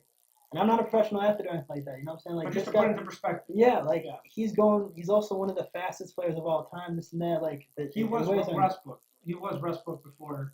I think it was better than Westbrook. 'Cause he 100%. controlled his body like no other person ever did. Yeah. Anyways, so that offseason, I'm sorry, not that offseason, that next season, Nate Robb had that crazy playoff series against the Against Nets. Brooklyn. Oh my Yeah. god. I thought he was. Yeah. I'm not gonna lie. I thought That was he his sin. Was it double overtime? triple. I think. Triple? Yeah, it was Quadruple. I don't know. It might have even. Yeah, it was But crazy. Nate literally strapped on. And his Noah, triple dude. double. Noah Yeah. too Oh. was great. That was He had the like, planter that year. Yes, He was a Panther dog. fasciitis. I remember Game 7, Easter Holy Saturday. We finally clinched in Brooklyn. I'll never Yeah, forget that that. was great. And then we played. And then play Miami the next Let's year. not talk about that. So Skip anyways, that. I'm enough LeBron. then Miami let's skip a talk. little bit. Jimmy Butler becomes good. Yeah, Jimmy Yeah. Butler Rose comes back. becomes He's playing well. We get Paul Gasol. Yeah, again, that was the last year, right? 2014, 2015, kind of like our last Yeah. stand. Isn't it crazy? They kind of did the same thing to Thibodeau, what they kind of did to Phil. They're like, the only way you will come back is this contract year. You got to win to take us to the finals. Yeah. It's unbelievable. But that goddamn. Yeah. Well, man, we really should have won that season. I'm just saying that because I think we were a better team overall. They also they called the timeout, man. They called the fucking timeout. LeBron pulls a Chris Webber, except in this case, they give it the timeout. Like, dude, come on. We should have been up 3-1. Yeah, like David Blatt. I know you were coming from Europe, man, but you got to know how many timeouts there are in a game. They gave him. It was gifted, and then LeBron Comes in. hits his corner. Well, let's even talk about the game Goddamn. before that. D Rose hits Not that fair. game He winner still at the hit a top. clutch shot. We just said he didn't. So there's 2 big shots that he hit. Great. So instead of being 3-1, it's 2-2. Yeah, great. Did he win a ring that year? No, he lost to Golden State. Good. No, Good for because him. they broke Caleb's arm. Or Oh, remember, yeah. shout out Olynyk. Kelly Olynyk. Kelly Olynyk like ripped it. That was scary though, man. That was dirty, I think. That was hella dirty. That was As dirty as it gets. mean, Anyways, Kyrie- so And then, Kyrie had knee problems going to the finals. Yeah. Yes, His knee. he It was basically a Yeah, one-man it's- show yeah, again. Anyways, past that, things blow up. We trade Rose. That was hard. That was heartbreaking. To Remember New in York the For a documentary? dog. Well, Yeah. actually, you know what though? The person I thought who was dogging that package turned out okay. Shout out Robin Lopez. Yeah. Who else do we get though? We Yeah, got. but it wasn't no D Rose, man. We still could use Oh, a I think we had yeah. one of the Holiday brothers. Was it I think Justin? we ended up flipping and then getting back. Anyways. So now, current day Bulls, right? The future. The The changing of future. the guard. Thank God. Took us long enough. He finally got rid of his boy Johnny Paxson. Job security. I never thought. Actually, no, he still has Johnny Paxson, but he got rid of guard. Yeah. But demoted. But you know what though? I gotta Paxson. give Johnny Paxson some credit. I read an article. He's like, listen, I cannot lead this team. Yeah. So you know He's what? a big man. Oh, really? For sure. But did Gar Farman ever do that? He would have never done that. No, He was he wasn't Jerry, gonna get another job. he was Jerry Cross He 2.0. wasn't gonna get another He job. was Jerry Cross 2.0. Egos. Yeah. Alright, so now we got Arturas AK. Carnasovas. Sovas. AK, AK. baby. I'm gonna call him AK from now on. God I bless can't say his name. AK, baby. Our future. So, as president, right? President, yeah. Head honcho Yeah. here, running the show. Why I like this? Do you guys like this first of all? Yes. First of all, I was scared that knowing the culture and like kind of like the toxic level of the Bulls like front office, like I was scared no one's gonna want this job. Like no like big name. Yeah, but at the end of the day, it's a big market. Thank I God. really wanna- honestly, thank Yeah. God, or else we never would have God gotten it. bless Chicago. Why I like this? Played professional basketball for 15 years. Experience. Boom. You need experience, right? Gotta Then know what he the hell's worked going his on. way up spot by spot. He was a scout for the Rockets. All right. Then he was the assistant general manager to the Nuggets. Here's something super interesting for you guys, right? In 17, the Bucks were looking for a GM, right? Okay. They narrowed it down between AK and their interim GM at the time, okay? Okay. The Nuggets knew this. The Nuggets gave him a contract, made him the GM, not assistant GM. Yeah. Okay? The Bucks didn't pick the guy that he was running with. They picked up the guy that they have today. Man, Jamie from work is gonna get pissed off because I don't know him. John Horst, okay? Who? He's a good GM. He's the one who made the Bucks. Who they Oh, are I today. thought they drafted. But keep in mind, the team was gonna the Bucks were gonna have him as their GM Okay. because the guy he was running with wasn't they didn't hire him. Okay. So that tells you he was super sought after. This is a big guy that we're getting after, after all. Mm-hmm. So then he takes over the Nuggets in 2017 officially, right? The year before he took over, they won 40 games. His first year, they won 46. The year after that, which was last year, they won 54. They were easily top 3, I think, right? Yep. And then this year, they were on pace to win 55. So getting better every single year. Up, up, up. That's all I'm hearing. Which is basically the opposite of where we're at. We were Yes. going down, down, down, down, straight. How did he do it, though? With the Denver Nuggets, right? Tell me, how did he do it? Does he have a star Small player? market. It's a small market. Does he have a star player? Jokic? Jokic. He's a great player. Murray. I think Is he a star player, though? he's a good role player. He's a good tier He's 2, a- tier 3. Yeah, he's a good player. He's a good starter. He's up there. But he built a great team. The key word. Without a guy that's a go-to big name superstar, Yeah, no, not a So there's no you- Carmelo on that team. Yeah. Oh, okay.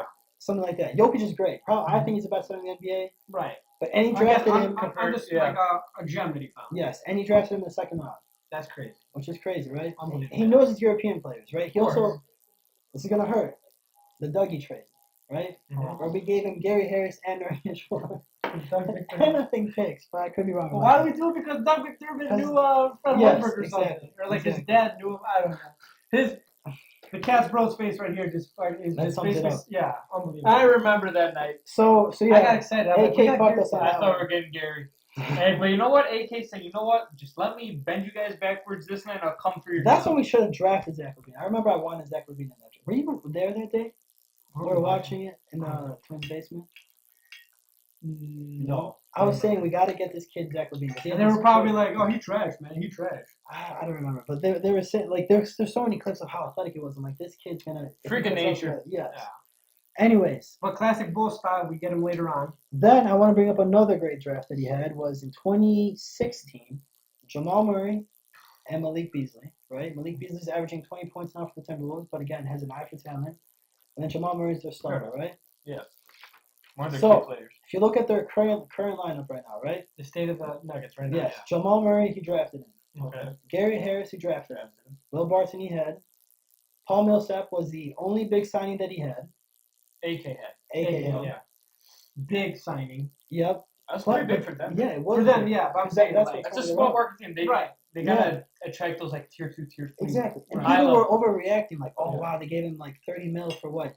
For Millsap, he's aging this and that. But he's Mr. Consistent. But at he jumping. exactly, and He he was never that He has that X sweet factor. jumper, like that nice mid range. That really. He was that X factor for that team. He's never really hurt. And then Jokic, who he drafted. Okay. Okay. That's their starting five. 4 guys that he drafted, 1 guy that he signed. I'm sorry, 3 guys he drafted, 1 guy that he signed. Then you look at the 2 top scorers off the bench. Jeremy Grant. Who the fuck is that, right? Didn't he play for the Bulls? He was Yeah, he not. did. Jeremy. No, that was Or Jermaine? I don't know. There's too many Grant. Pretty sure he did. no, that wasn't Jeremy. That was his brother who was the point guard. This is like a small forward, Jeremy Grant. Yeah. Why I was know. that Grant's name? Look up Jeremy Grant's Jermaine? brother. That was like. Anyway, so Jeremy Grant's their leading scorer off the bench. That's fuck. Jeremy? Okay. What's his name?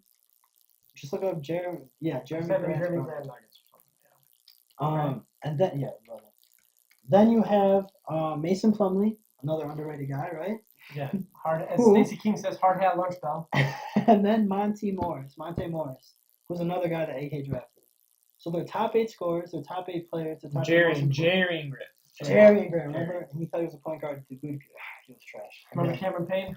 Hey. That's a throwback to So anyways, dog shit. AK, since he took over, right? He took a 40-team win, 40-win 40 team. win team, There we 40 go. Made him a 55-win team. All with guys that he drafted and signed. In just So it's hard 3 work. years. So it's hard work. Hard work. He knows his shit. Yeah. All right. Then we got this Okay. is my favorite guy, Mark Eversley, right? Our GM, our new Yeah. GM. This guy is a grinder. He That's was what he a store manager at a Nike outlet. Get out of here. My first job was a Nike outlet. Okay. Nice, you're gonna run the Bulls next year. I'm just saying this is full story because Right he here, got future, promoted. He got after AK. yeah. So he got promoted from retail Oh, to Nike's corporate office to run player relations. Okay. Okay. Working at Nike, it is impossible to get a corporate job, especially from an outlet store. Okay? Mhm. Gets player relations. This shows that he's good with people. Right? Yeah. Yeah, no, of course. What were the Bulls missing? Someone that can talk to people, get players to sign. When we It's got not gonna Melo. backstab them and bug Yes. bug Thibodeau's office and all that. Exactly. Yeah, the bridge essentially. But the like bridge. having Yeah. a connection with the players. When we had Melo, we took him for a tour and everything. We Mhm. couldn't convert it. Yeah. Now we have a guy that knows That's players, his can way. get players. Then we got JJ Polkin as assistant GM, came from the Pelicans. Yes. I see him getting pumped. He's the cap guru. If you look at the Pelicans that he left, not a single bad contract on them. That's so true. We have Cristiano Felicio. Uh-oh. Get the hell out of here. He's been on the team way too long. I think he's our longest tenured Bull. And he's getting paid. and that's embarrassing. and he's getting paid $8 million. So a year. JJ Polk, please just rip up that contract. Tell him bye Yo, if you can send him to Europe somehow, go for it. Yo, so not only the Bulls. bye. Brazil, that's where he's from. Yo, did I tell you guys I saw him at a gas station once? I yelled out, Yeah. Cristiano, he Oh, I looked remember you so told me about fucking lost, bro. Like, Was he fucking his own? I don't think he knew that was his name. Like, We probably thought his name was Otario. Means fucking pussy. yes, thank you. All right, Give me a break McGregor, here. calm down. There's no Jose Aldo here. Yo, so anyways. What is in that cup? Yeah, did you take my cup? Oh, God. Yeah, no. the guest cup is great. Anyways, so I got black. not only did the Bulls clear the front office, but they found the perfect guys. I genuinely believe that. Yeah, I think now, and that was the biggest thing too. It's like when we brought in AK, my biggest fear was he going to be another pawn in the guard pack system? Yes. But the fact that he literally was like everybody, we even fired Tanaka, the trainer. Great guy, terrible trainer. Shout Yo, out. remember when he used to give the players crack? Like, you didn't remember that? I think so. Bro, it was Smelling salt, smelling salt. yeah, I don't know what the hell it was. He would just pull it out of nowhere. Yeah, He would bro. just like, Yeah, like yeah. Noah would just be like on the bench in a dog, and he would just be like, Yeah, bro. and Noah, get this shit out of here. Yeah, they would like freak out. They'd be like, oh, fuck, get that shit out of It here. was like Narcan or Bro, something. that's the only thing I Okay. The one quick thought, Jeff Tanaka. I literally thought he had some relation to Masahiro Tanaka from the New York Yankees. Oh I thought he my was a God. cousin or brother. No. hella racism. Hella racism. I mean, Tanaka. Okay, anyway, moving on. Anyway, It's past damn the it, trend Mike. line. Yo, so yes, he's already making moves that he wants to make. He's not a pawn. Hopefully, that Hopefully, won't yeah. change. I mean, I think the last big hurdle right now is Jim Boylan. Yeah, I mean, listen, everybody's freaking out like, hey, fire him. Like when Tanaka said that he's not gonna come back, all the comments were, we gotta fire Boylan, this and that. Boylan's obviously gonna get fired, right? thank God. It's just a matter of when, you know. Like Yeah. they know this is It gonna was so happen. What do disappointing. you want to see come in then? Adrian hold on. Griffin. Well, even before that, when we hired him, we talked about this. Like, I forgot that Boylan, obviously, he's a journeyman coach. I forgot he did a stint with Pop and the Spurs. So we're thinking, all right, this guy's got to know something, Right? Bro, he called Just a goddamn thumb. He called a timeout on a fucking fast break. He calls timeouts and blowouts. This is why Zach Levine gets Bro, they had an open layup, and he called a timeout mid-air. Because he's a thumb. He's a That's like stooge. the LeBron. He's a goddamn stooge. That's the LeBron thing Oh when he goes my up for the God. dunk and then he pulls it back. Yeah. That was terrible. Yeah, that Remember? was I mean, do you terrible. remember like when he first came in? We're like, okay, anything's better than Fred Hoiberg, right? No, at least he took us to the playoffs. You know what? I miss Fred now. I Yeah. miss Fred. But hey, who's gonna replace him? This is Yeah, man, put your foot down. Leave the man alone, okay? He's gonna get fired. Right? Good. It should have been done already. Okay. For his replacement. Who we going with? I'm hoping for Adrian Griffin, right? Tell me why. Former Bull. Former Bull, literally a Bulls player, also a former Bull as an assistant coach. Was Under he Tibbs. Tibbs? Tibbs, Okay. yep. Under Tibbs, right? Bounce. Did he with the Raptors too? The championship year. Yep. And he's an assistant to Nick Nurse right now. And he's a genius. one of the Nick best. Nurse. Yeah, one of the best coaches. One of the best offensive coaches too. Mhm. Also was under one of the best He's defensive good coaches coaches. with Tibbs. She got the best of both worlds. Best both worlds has been, and then every time you ask a player about him, they rave about him. So he's a good That's guy what we with need the right players. now. Yes. Especially because there's been so much like this, like Dysfunction. just this like stain between player and front Yes. office. Yeah. Like But and I think what the Bulls were missing too. I know Fred Hoiberg played, but Tibbs and obviously Boylan have never played like no, high level basketball. one's a right? grinder, the other one thought he was a coach. Yeah. So exactly. So this guy, he's been under two great coaches. Mm-hmm. Has He's been a learned a player, lot. and he's great with players. I think he's a perfect fit. Hopefully it happens. Do you guys have any? I know you were talking about Kenny Atkinson. I mean, I know that was just a big thing because, like, obviously, there's rumors that KD and Kyrie don't want to play under him. We saw what he did with Brooklyn before, you know, they went there.